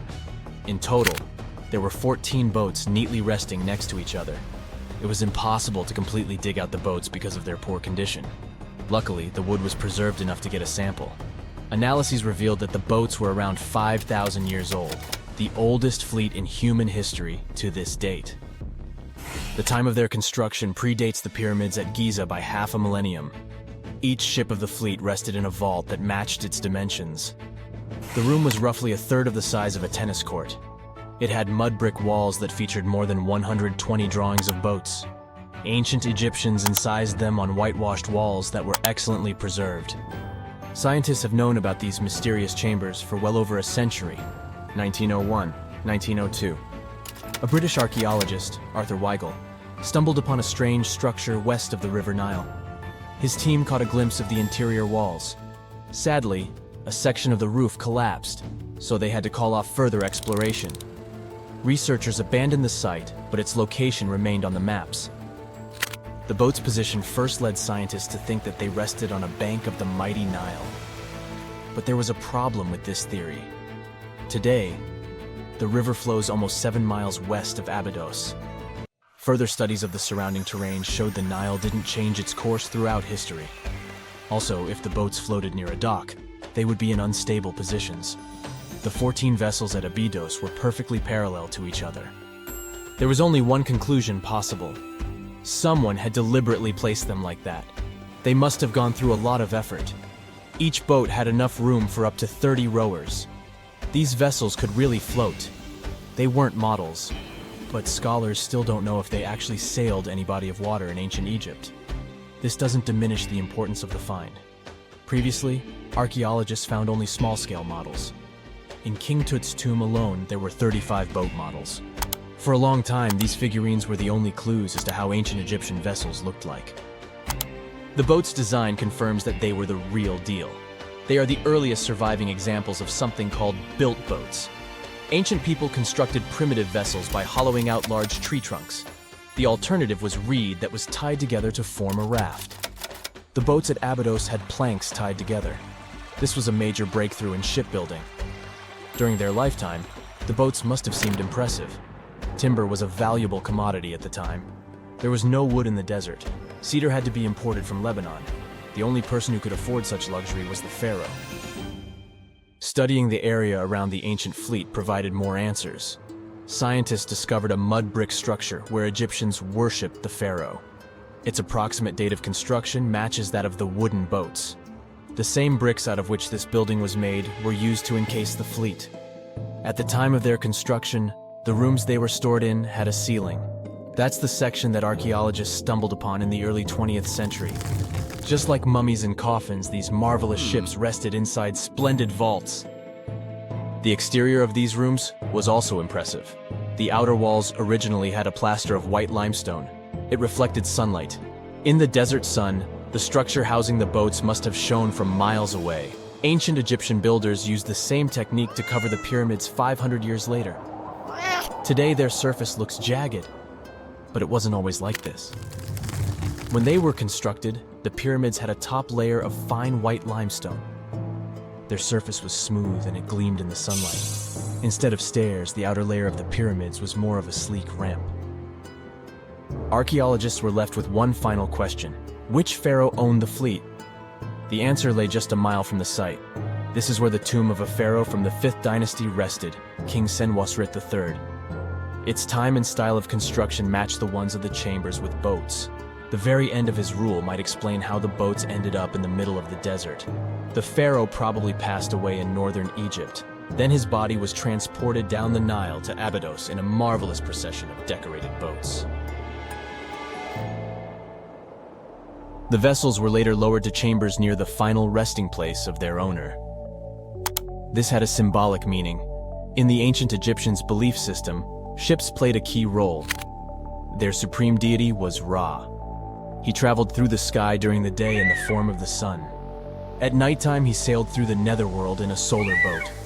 The pharaoh identified himself with Ra. That's why he needed boats in the afterlife. That was the only way to regenerate himself. Just as the sun rises every day above the horizon. This belief existed for thousands of years. The more famous Pharaoh Khufu also had a ship. Scientists found it in 1954 next to his pyramid at Giza. It is some 4 centuries younger than the fleet at Abydos, but Khufu's ship was almost 2 times longer. The Great Pyramid of Giza and King Tut's tomb are some of the most famous archaeological finds in Egypt. But there are many more secrets hiding beneath the endless sands of the Sahara Desert. Recently, 2020, archaeologists found a lost city there. They have labeled it as the most important discovery since King Tut's tomb, 1922. The city of Aten is some 3,000 years old.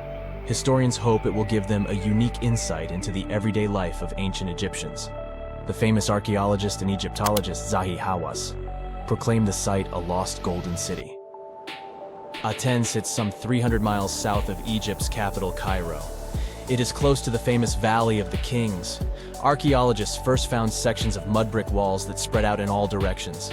They discovered complete rooms with tools of everyday life inside. The research team unearthed a bakery, a residential neighborhood, and an administrative district.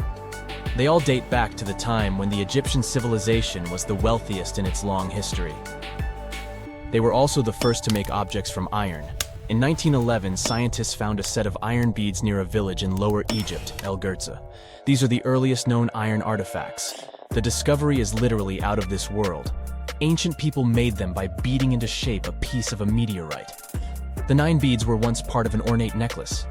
They are now blackened and corroded, which is perfectly normal for a piece of jewelry that is over 5,000 years old. They consist of an iron-nickel alloy. Researchers were impressed by the skill of ancient jewelers who processed the beads. Their craftsmanship is more impressive when you think that they didn't know the stellar origins of the material. The Great Pyramid of Giza also has a remarkable feature. an international research group investigated the electromagnetic response of the structure to radio waves. They found that the pyramid has the ability to concentrate electromagnetic energy inside it. This occurred inside its chambers as well as under the pyramid's base. It contains an underground unfinished chamber.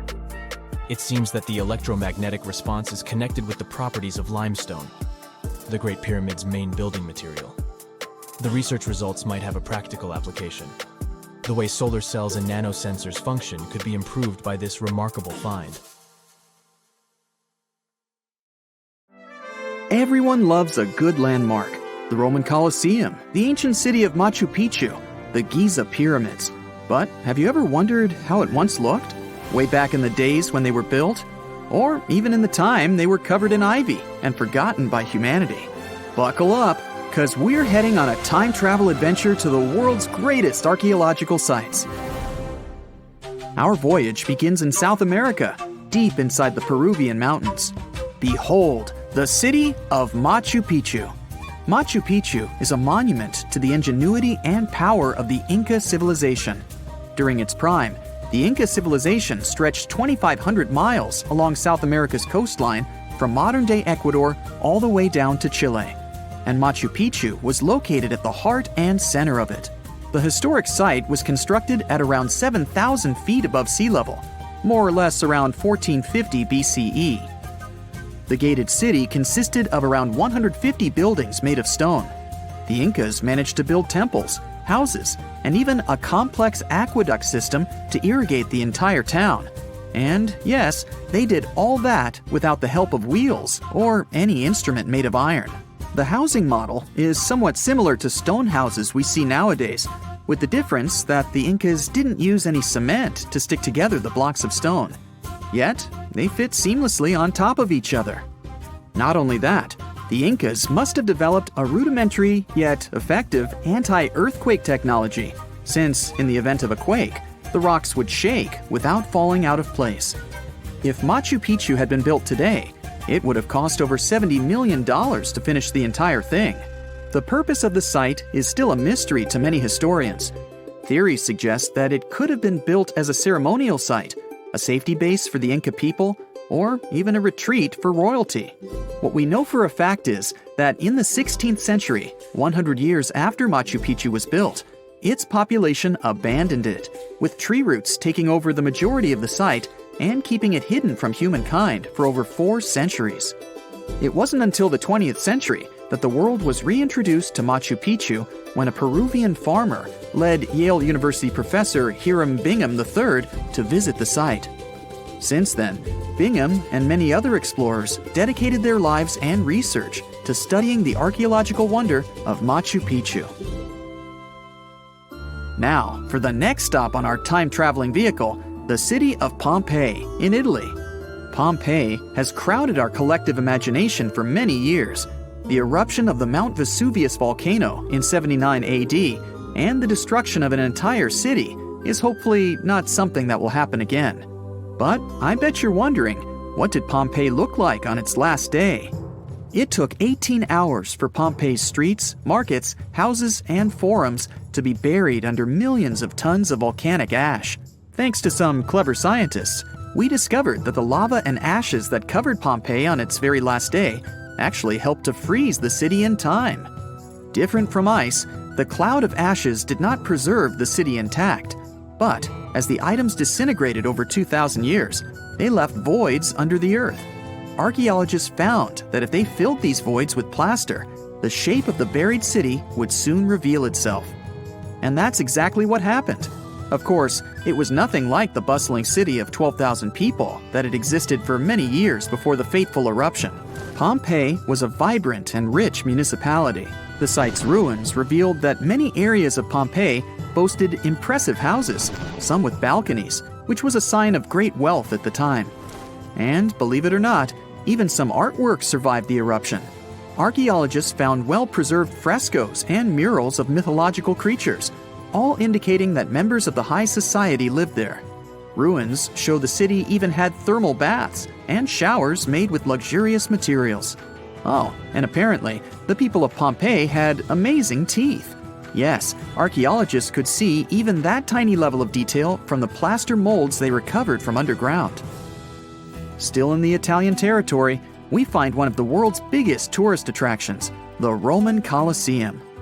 It was built as an amphitheater during the reign of Emperor Vespasian, around 70 AD.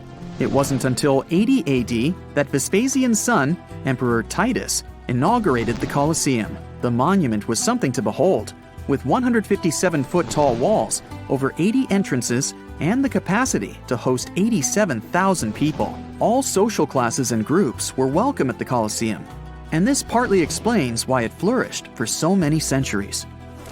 During the decline of the Roman Empire, around the 6th century AD, the Colosseum started being neglected and abandoned. The monument was looted, and some of its columns and stones were used to build infrastructure elsewhere. Only 1/3 of the original Colosseum still remains, and if it's big now, imagine what it once was. Greece was home to one of the world's largest empires. At the height of this empire, literally and historically speaking, more or less 2,400 years ago, the Greeks built a citadel known as the Acropolis. The Acropolis, which is composed of historical buildings, is considered to be one of the biggest landmarks of Western civilization to date. Tourists that visit the capital city of Athens today may be faced with yellowish and broken pillars of the Parthenon standing way up high in one of the city's hills. But way back when it was built, between 447 and 432 BCE, the imposing and majestic Parthenon was purely white, as the entire monument was built with gleaming white marble.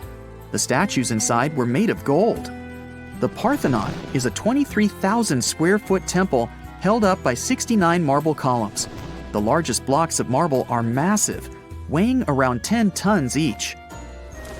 And the most surprising fact is that the marble didn't come from Athens, but from a nearby site that stood 10 miles from the Acropolis, known as Mount Pentelicon. Historians intrigued by where the primary material for building the Acropolis came from found tiny and big blocks of marble all scattered around the floor of Mount Pentelicon. There was also a paved road that the Greeks had built to carry the rocks around. But perhaps the most impacting monument of all times is located at the heart of the Middle East, outside the Egyptian city of Cairo. The pyramids are considered one of the 7 wonders of the ancient world. The Giza Pyramid Complex was built as a tomb for the pharaoh Khufu around 4,500 years ago. Between 20 to 30,000 people took part in the construction process. It's composed of 3 pyramids. The massive monument is made out of approximately 8,000 tons of granite and over 550,000 tons of mortar, which gives it the appearance it has today. Would you believe me if I told you that the pyramids didn't always look like this? Far from it. They were shiny white with a golden triangular tip at the top. This is because the Egyptians used over 6 million tons of limestone to cover the entire rocky, step-like structure, all so that they could gleam white under the unforgiving sunlight of Egyptian skies.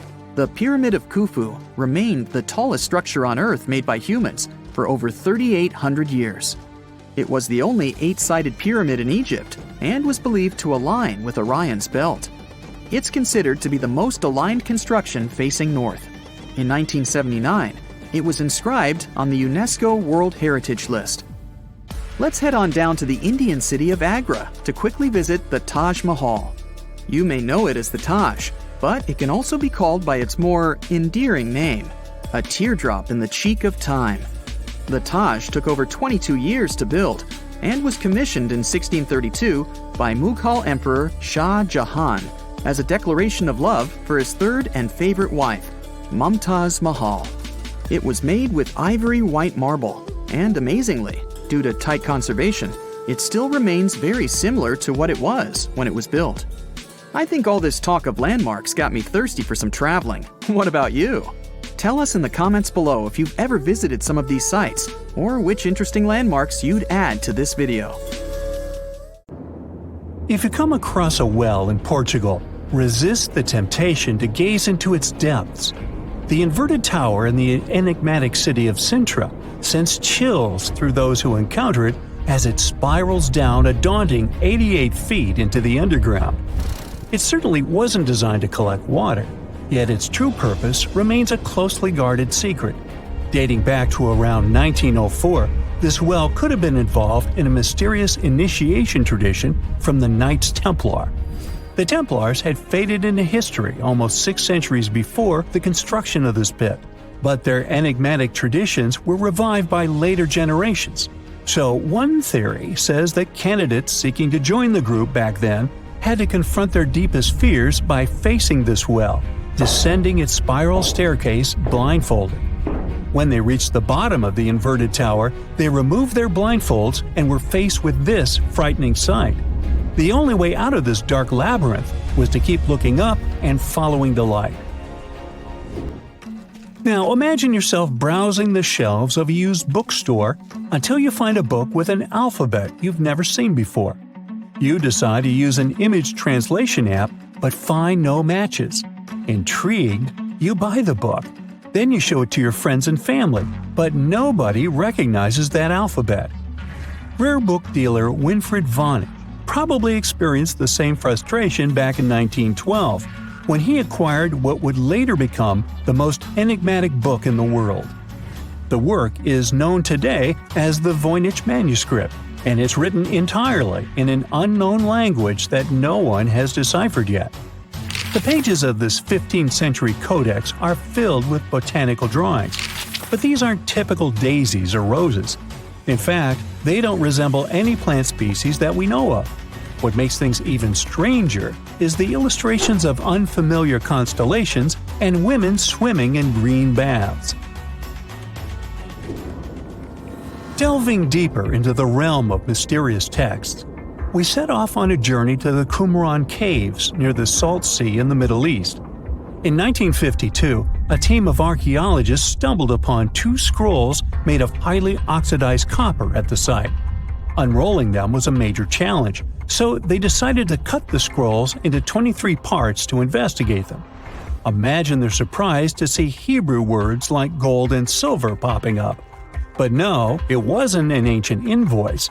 It was more like a treasure map, pointing the way to over $1 million. Unfortunately, the treasure was never found. Not for lack of trying, though. You see, the quest isn't as easy as it may appear. Some of the copper scroll's vocabulary is technical, and some geographical locations remain a mystery. There's also one last possibility. Perhaps it's all a work of fiction, like a pirate tale from the old days. People talk about Mona Lisa's almost haunting stare that seems to follow you no matter where you stand. But here's a quick question. Does she have eyebrows? You got it right if you said no, and her complete lack of eyebrows adds another layer of mystique to her gaze. The most common explanation is that beauty standards were different, and perhaps plucking the hairs above the eyes was a thing around 1503. But take a look at other Italian paintings from that time, like La Schiavona or Portrait of a Young Girl.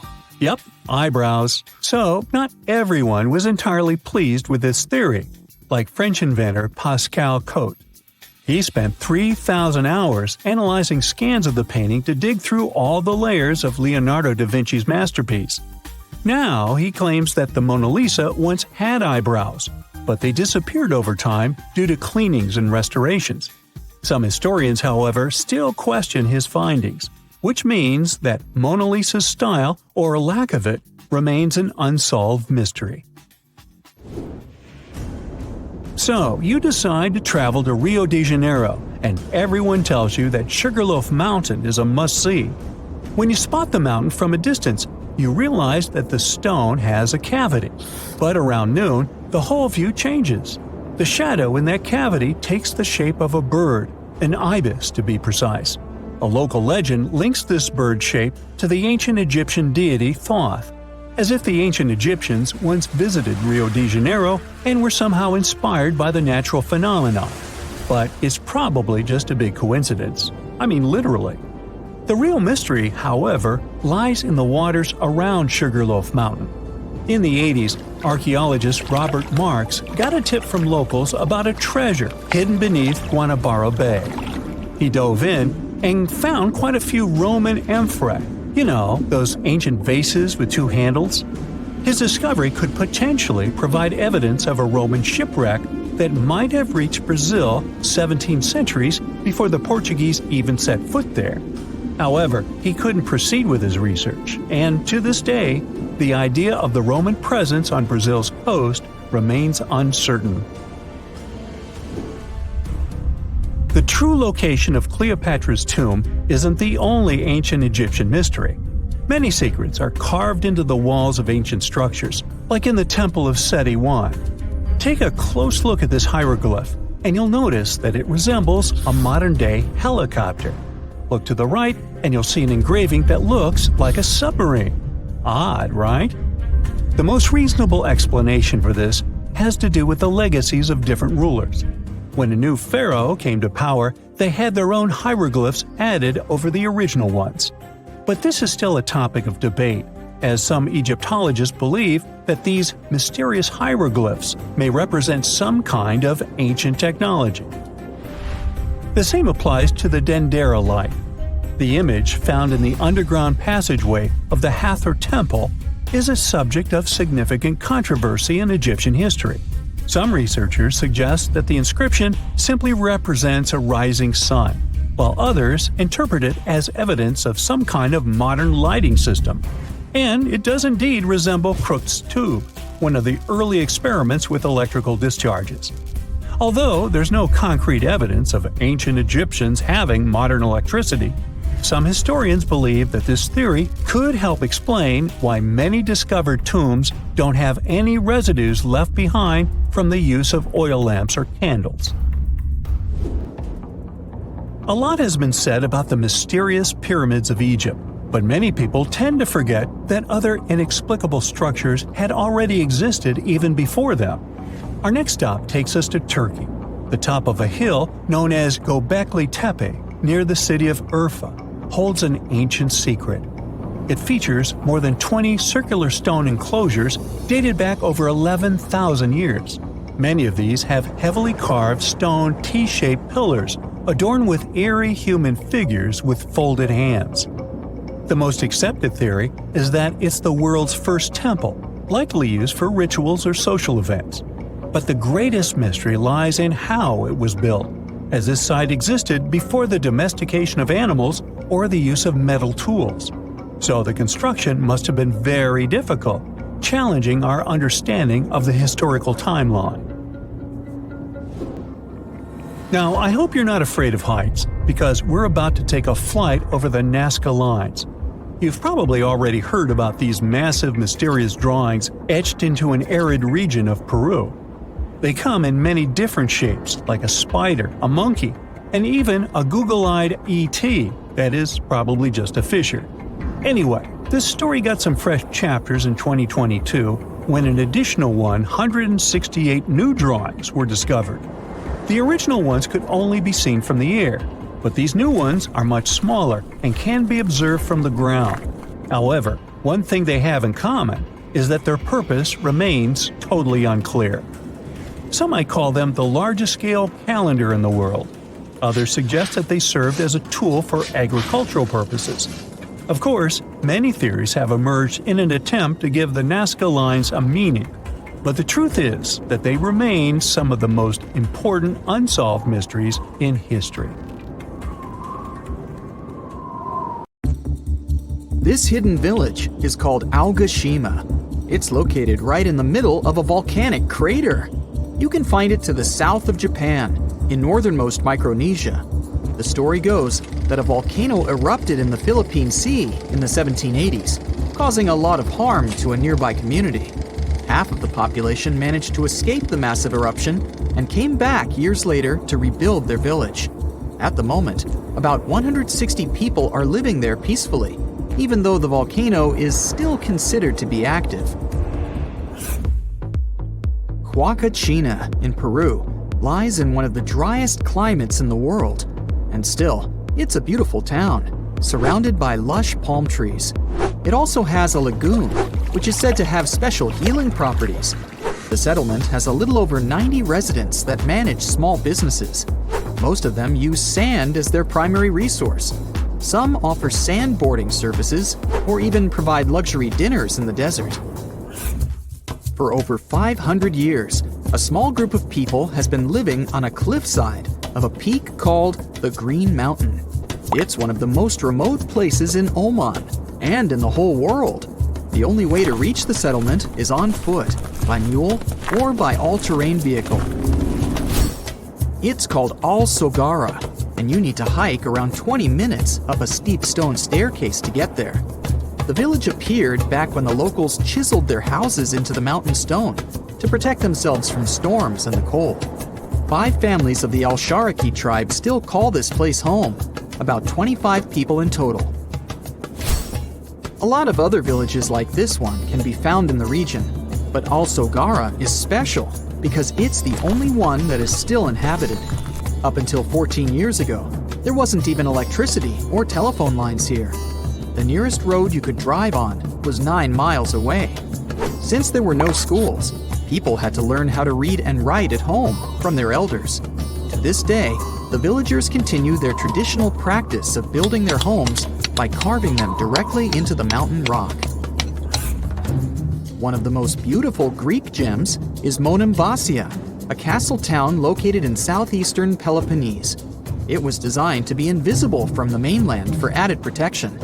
You can only see it from the sea, and to reach it, you need to follow a narrow pathway that connects it to the mainland. That's actually how its name came into being. It translates to a single passage. Monemvasia was built in the Middle Ages, exclusively carved in the mountain rock. These days, a lot of old mansions have been turned into guest houses and boutique hotels. Not only is the architecture amazing and beautifully preserved, but it's also surrounded by crystal clear waters. A town with no roads? Pack your bags for Giethoorn in the Netherlands, if you don't mind traveling by boat. The town is very peaceful, probably because everyone here travels by canals. Even the mail gets delivered by water. Since there's no car traffic and people rarely move around, the town is really quiet. So quiet that the loudest sound one can hear is the quacking of a duck every now and then. It initially started as a movie set, but Hobbiton in New Zealand still exists, even after the filming of The Lord of the Rings and The Hobbit was finished. Tours to the charming set town are now available. There are 44 Hobbit holes in total, though only a few of them are actually open to the public. The isolated cliffside village of Gasadalar in the Faroe Islands has a population of only 11 people. It's mostly known for its scenic waterfall, which falls directly into the Atlantic Ocean. You could only reach it on foot, hiking through the mountains not so long ago. However, a tunnel has been constructed recently, making the place easily accessible by car. The 1980s musical Popeye had a custom set built on Malta. It wasn't taken down after the filming had been finished, and Popeye Village is now home to groups of beautifully colored wooden buildings and a company of actors. There's a lot of fun stuff to do there, like watch theater shows, go on boat rides, visit museums, or simply explore the creative village. The oldest and most photographed village in Austria is called Hallstatt. It's a hidden European gem with beautifully preserved old buildings and a subterranean salt lake. It's also home to a museum with artifacts as old as 7,000 years and the world's oldest salt mine. Fort Bortange in the Netherlands is a small establishment shaped like a star. Creative parts aside, it was built this way for defensive purposes. It gave the guards of the fort a strategic advantage because they had a perfect 360-degree view. These days, the construction is perfectly preserved, including its old buildings, cobblestone streets, wooden windmills, and sophisticated bridges. In Morocco, there's a traditional earthen village made entirely from clay bricks. You can find it in a valley close to the Atlas Mountains, 32 miles from the capital of Morocco. Merchants who followed the trans-Saharan trade route went through this town, carrying spices and gold. As the trade route became less and less popular, many of these fortresses were abandoned and are now preserved relics. It's one of the best places for skiing in the world, but it's still hidden from the public. No wonder the locals call it the secret side of the valley. Located in Austria, the tiny village of Barth has only a couple hundred inhabitants. Not only is it the snowiest village on Earth, but it also has access to one of the biggest ski slopes in the world. Its popularity increased a bit in 2013 when the construction of a high-speed road was completed nearby. Pirano in Italy is one of the most colorful islands in the world. Because of its vibrant colors, it almost looks tropical. It features emerald green waters, beautiful houses, and a 17th century bell tower. Its lace-making tradition brought Leonardo da Vinci to the island back in the 1400s. He bought a piece of cloth there and later used it for the design of the famous Dome of Milan. If you have a UK passport, you must be familiar with the beautiful small town of Bibury, as its scenery is featured in your ID. It's surely one of the most charming towns in Europe, as it's made up of stone buildings standing on the River Colne. The image in the UK passports is that of Arlington Row, a line of weavers' cottages that date back to the 14th century. The town of Coober Pedy in Australia is partially underground. It all began back in 1915, when opal deposits were found in the area. To this day, the town is still the biggest opal mine in the world. People living there figured out that it would be more comfortable for them to stick to the underground, as the temperatures outside can reach 125 degrees Fahrenheit. So, the settlement now has underground stores and galleries. Coober Pedy is also home to the world's first 4-star underground hotel. To visit the most remote location in the whole world, you'll need to prepare yourself for quite a journey. If you're traveling from the United States, for example, the easiest route is a 15-hour-long flight to Cape Town, South Africa, followed by a 6-day boat ride. Only after that will you reach Tristan da Cunha. Or you can take a month-long cruise across the South Atlantic Ocean, whatever works better for you. Planning in advance is a must, since there are only 9 boat trips to the island yearly. The island itself is just 7 miles long. Sitting right in the middle of the South Atlantic Ocean, it covers a mere 37.8 square miles. The 300 residents are all farmers. They have the internet, but it's really slow. As for a phone network or a local newspaper, neither is available. The inhabitants of the island speak a dialect of English that is used by the smallest number of people in the world. They say this place is swarming with money. It's been stored there for centuries, but no one managed to take it away from this island. Treasure hunters have been bewitched with this place since 1795. Many people have tried their luck looking for the treasure that could be hidden there by the Spanish pirates or even by the Knights Templar. But today, it's impossible to get there, as it's a private place, so all you can do is book an ocean tour around this island. Otherwise, you can take a peek at it in a TV reality show starring the Legina brothers, Rick and Marty, who are a team of enthusiasts looking for the treasures of Oak Island in Nova Scotia, Canada. Yeah, seems like there's no place where TV producers can't get to. One of the most famous discoveries out there was the so-called Money Pit. Despite the promising name, it wasn't full of money. Now we have to jump to 200 years ago. The Money Pit was first found by a 16-year-old kid in 1795. One day, Daniel McGinnis went fishing at Oak Island. He saw a tree there. Unsurprisingly, it was an oak, and it had weird markings. They didn't seem to be natural, so Daniel decided to check the area. He then saw a sunken patch of ground and started digging immediately. His 2 friends helped him out, but instead of treasures, the guys only found logs placed underground at regular intervals. It looked like a place where someone could hide money or jewels, but nothing precious was found. However, there was something curious down that pit. Someone found a granite stone there, and it had an engraved inscription on it. There were many attempts to decode it, but most of them ended up in failure. There's one translation though, and it says, 40 feet below, 2 million pounds are buried. Yeah, McGinnis and his friends should have dug harder. The next fun thing about the Money Pit is the coconut fiber found down there. They say that large amounts of this fiber were found at a depth of 60 feet. It may not surprise you, but I have to remind you of one thing. Oak Island is in Nova Scotia, Canada. Coconut trees do not grow there. The nearest one is about 1,500 miles from Nova Scotia, which makes it obvious that someone brought this fiber purposefully. Researchers came up with an idea that coconut fiber could have been used to make ropes and lower all the treasures down the pit. Next up, we have not one, but two mysteries. In the late 1800s, the Oak Island Treasure Company was thoroughly inspecting and excavating the island. Everyone believed something enormous was hidden there.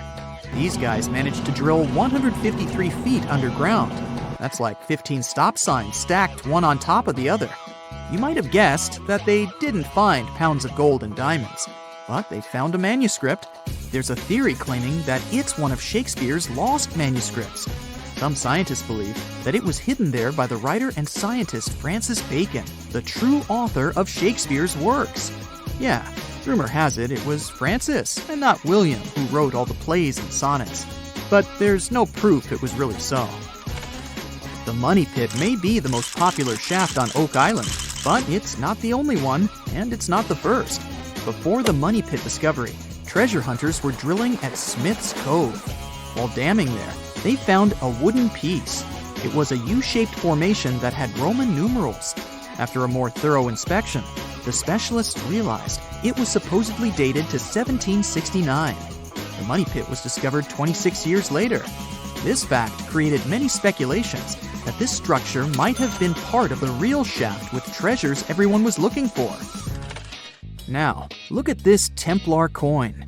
It wasn't the first discovery on the island, but it was crucial in some way. Even if it may not sound like a big deal today, in medieval times, those coins would amass an insane amount of wealth. They were typically stored in European fortresses. For the treasure hunters, this coin was a sure sign there was more to be found on the island. The logic is simple. If there's one coin of that kind, there must be something else. And they were right. It wasn't the only Templar discovery. On the southwest shore of the island, a crossbow bolt was found. Experts say it dates back to the 13th century. But, once again, that wasn't something the treasure hunters were after. Some more coins were found on the island. Rick and Marty Legina retrieved this precious piece from a swamp. The coin is made of copper, and this time, it originated from Spain. When it was found, the Legina brothers could only see the number 8 engraved on it. But later on, some experts studied this coin and claimed it was made sometime around the 17th century. They managed to clean it well and saw the date 1652 engraved on the back of this coin. There's a theory stating that Spanish explorers found some treasure but hid it instead of taking it to the king. So maybe this coin just dropped out of the chest full of coins and jewels and is part of the treasure everyone was after. Or someone could have accidentally lost it while looking for the treasure. Who knows? One more famous treasure hunter is Gary Drayton. Gary and his team, together with Rick Legina, came across 2 coins while metal detecting the island. Those were 17th century King Charles II Britannia coins. One of them had a very clear inscription on it, stating that the coin was minted back in 1771. Another swamp treasure of possibly Spanish origin is also here. This time, it's a silver ring. A specialist studied it closely and reported that it had been repaired twice. The ring was once made bigger, and it was also made smaller ones. It's decorated with a floral design, which was popular in Europe in the 1730s. Among all the other curious things, Rick and Marty Legina found a silver button at Isaac Point. The button's pretty old. It supposedly dates back to the middle of the 18th century, and the notorious Money Pit was discovered later. This is why it wasn't a big deal of a find. It could simply belong to some farmer peacefully raising livestock on the island.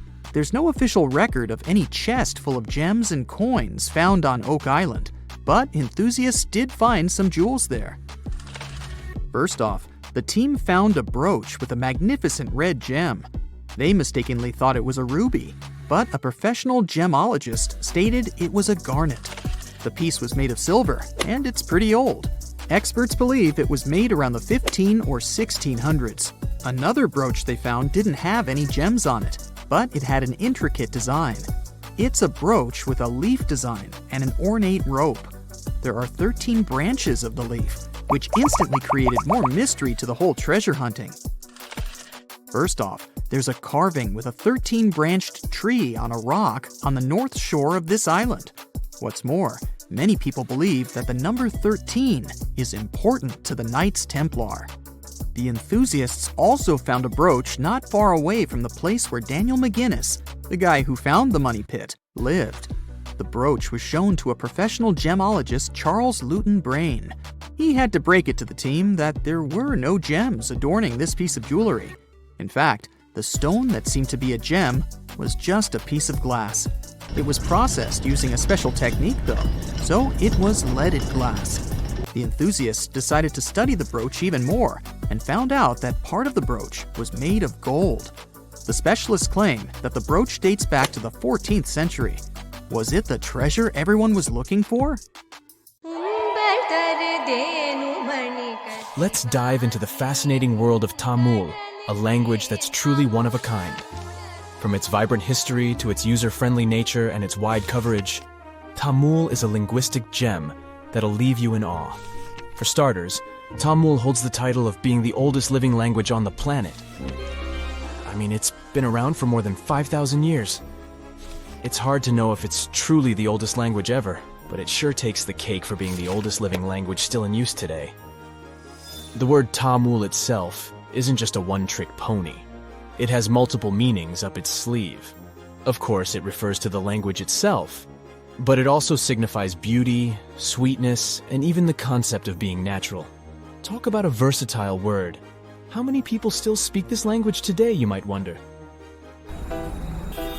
Tamil is like the rock star of languages in India, with over 84 million native speakers.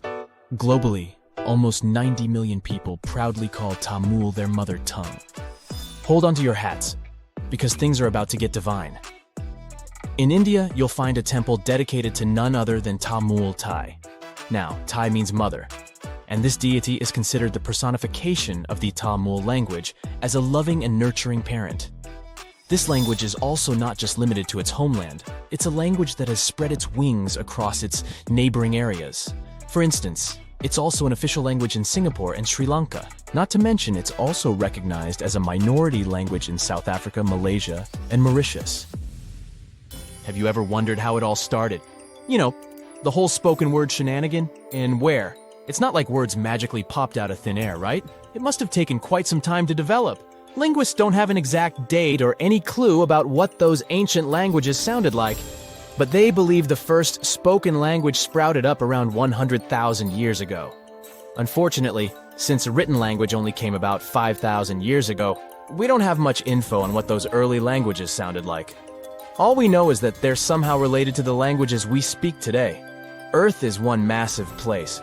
We're talking over 7,000 spoken languages among a population of over 7 billion. Sounds like a lot, right? Well, historically speaking, that's not too many. In fact, many languages are gradually fading away, being replaced by their respective countries' official languages. People are hopping on the bandwagon of learning the dominant language for better educational and economic opportunities. Eventually, we might end up with a global language to rule them all. At the moment, the most used language in the world is English. But hey, it wasn't always like this. Back in the day, before the world became one huge linked web, there were oodles of small nations and communities scattered all over the globe. That means there were probably hundreds of thousands of languages evolving just like living organisms. But let's travel back in time for a bit, shall we? Picture a bunch of early humans roaming the land in their little tribes and communities. Within these groups, language became the bee's knees, the go-to for communication. It was crucial for their hunter-gatherer lifestyle. This language thingamajig allowed them to hunt like pros, multiply their numbers, build cool stuff, and survive in all sorts of gnarly conditions, even at high altitudes. Plus, it gave them a leg up on their rivals, like the Neanderthals. Sure, those folks may have been smarter and stronger, but it's widely believed they didn't gather together as Homo sapiens did. And so, about 40,000 years ago, poof, bye-bye Neanderthals. It just goes to show that language is quite a handy-dandy tool. Or at least that's one of the theories. Fast forward a bit, and humans had conquered all the major land masses. Mesopotamia, for instance, was the hotspot for this linguistic revolution, and by around 3200 BCE, Sumerian, a totally groovy language, stole the show. To this day, it's one of the oldest ones we know of, if not the oldest. What's interesting is that Sumerian had no linguistic siblings. It was like the loner kid on the linguistic playground. Let's look into the Sumerians' writing skills for a bit too. It's nothing like what we're used to today. Scientists have named it cuneiform writing, and it emerged as a means to record trade and political information. As a matter of fact, the first recorded name in history wasn't of a king or some powerful figure. It was most likely the name of an accountant. But it's difficult to know for sure. Cuneiform consisted of a collection of pictograms that represented objects or people, much like the ancient Egyptian hieroglyphics. Sumerian culture thrived in several city-states located in the southern region of Mesopotamia. Uruk, known as the first true city, was among the stars of the show. However, these cities eventually faced some unwelcome visitors. As a result, by 2000 BCE, Sumerian had taken a back seat, becoming a classical language just like Latin. Now here's a little twist in the tale. Sumerian might not actually hold the title of the oldest known language. Egyptian, for instance, emerged around the same time as the Sumerian civilization, but along the banks of the Nile.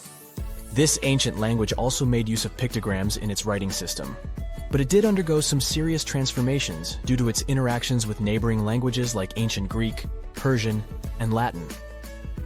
By the time of Roman occupation, Egyptian had become a dead language, gradually replaced by Greek. Now let's give a special shout out to another one of those old languages that are still spoken today, Hebrew. This remarkable language has been around for over 3,000 years and has managed to remain relatively unchanged throughout its long history. Hebrew is one of the official languages in Israel, and around 63% of the population in this country speaks it. Also, there are approximately 6.1 million people all over the world who can proudly say that Hebrew is their first language. We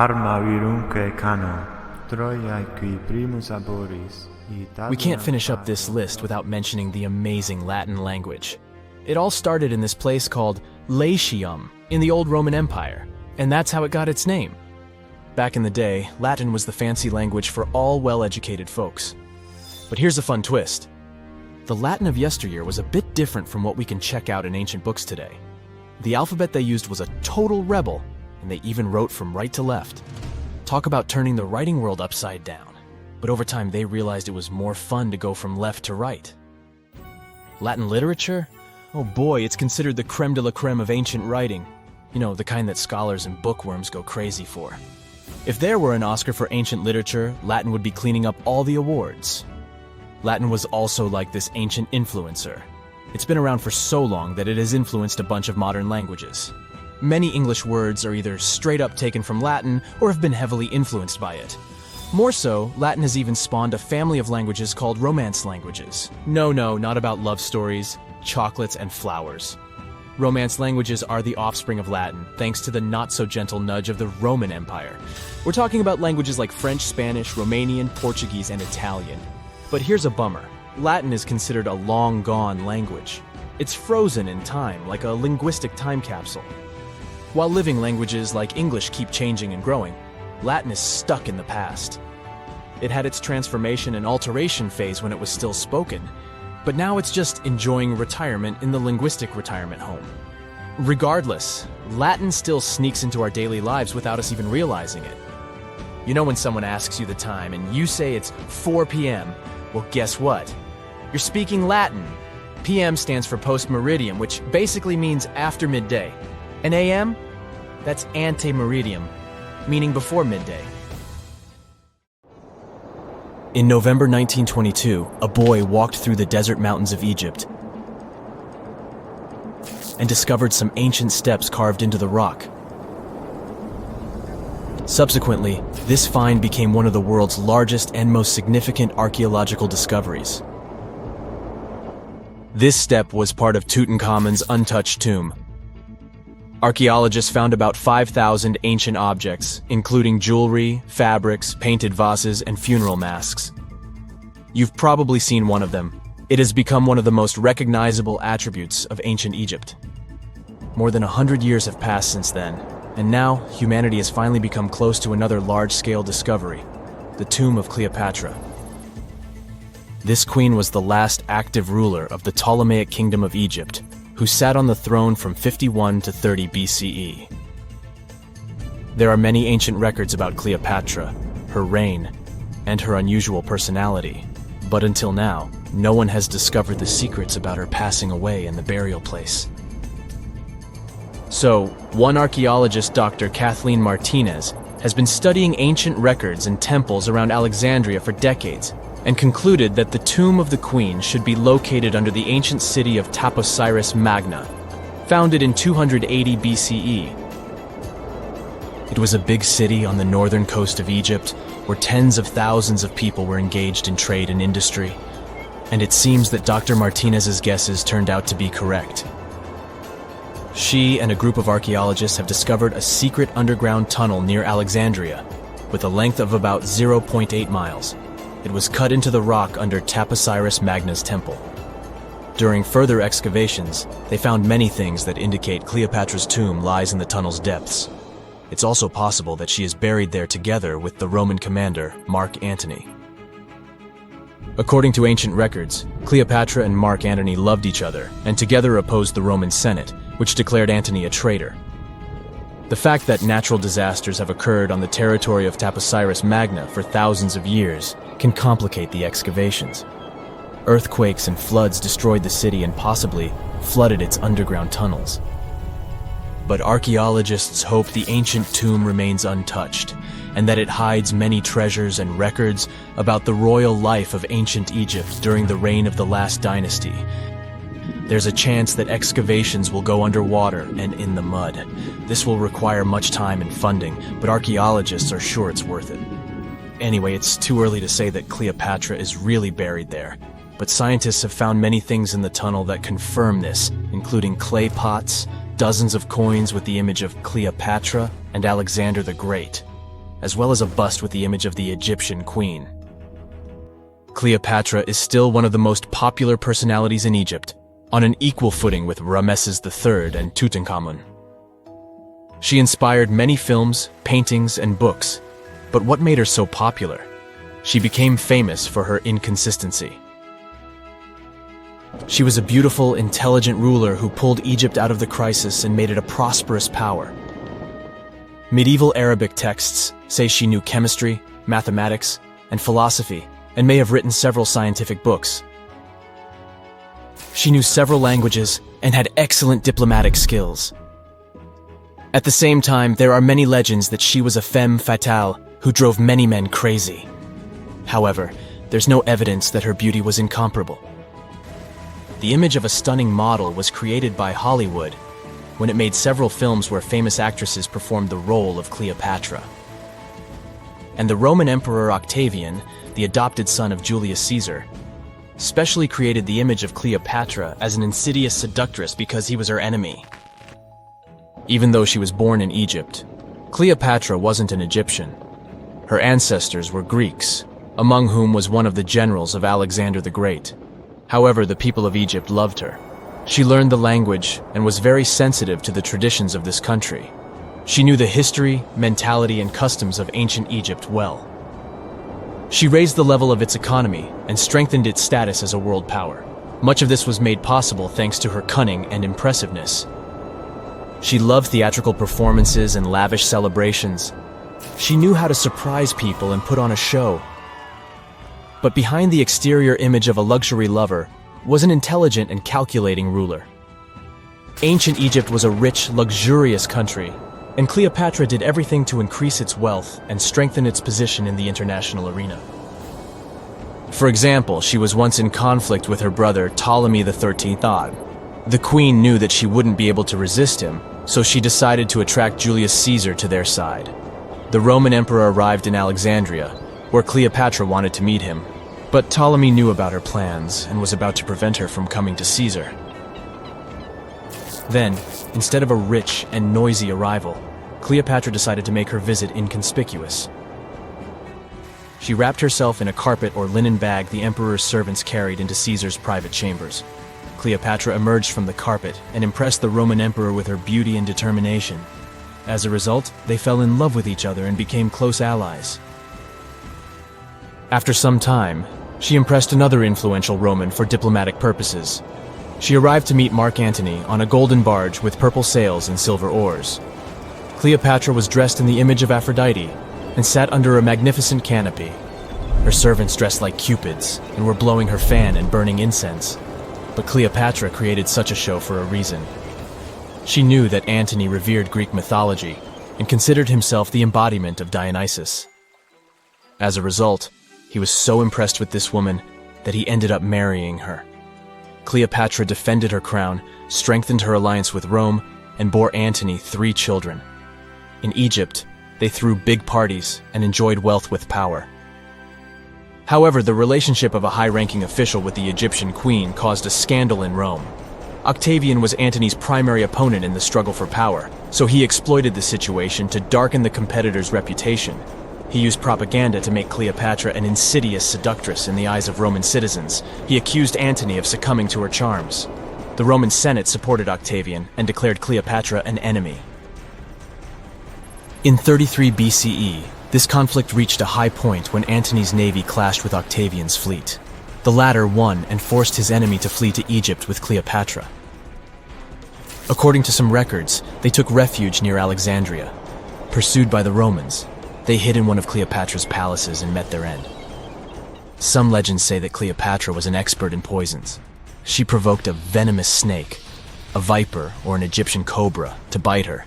Also, according to another legend, she pricked herself with a poisonous needle. There's a theory that Cleopatra always carried an ampule with poison inside her hairbrush. And when she was cornered, she soaked the needle with this poison and pricked herself. None of this can be said for sure. Scientists are still trying to find out the truth. Perhaps when they reach Cleopatra's tomb, the world will get more answers about her tragic fate. She is considered the last ruler of Egypt. After her passing, Octavian plundered her palaces and temples and returned to Rome, where he became the main emperor. He successfully ruled the country and expanded its borders. His reign ended when he turned 75. World history would have looked different if Cleopatra and Mark Antony hadn't lost that naval battle. By the way, did you know that more time has passed between Cleopatra's reign and Neil Armstrong's flight to the moon than between the reign of the Egyptian queen and the construction of the Great Pyramid of Giza? Armstrong took a step on the Earth satellite in 1969, 38 years after the birth of Cleopatra. And the construction of the pyramid took place in 2560 BCE. Imagine how long the history of ancient Egypt is. Cleopatra is closer to us in time than to the pyramids.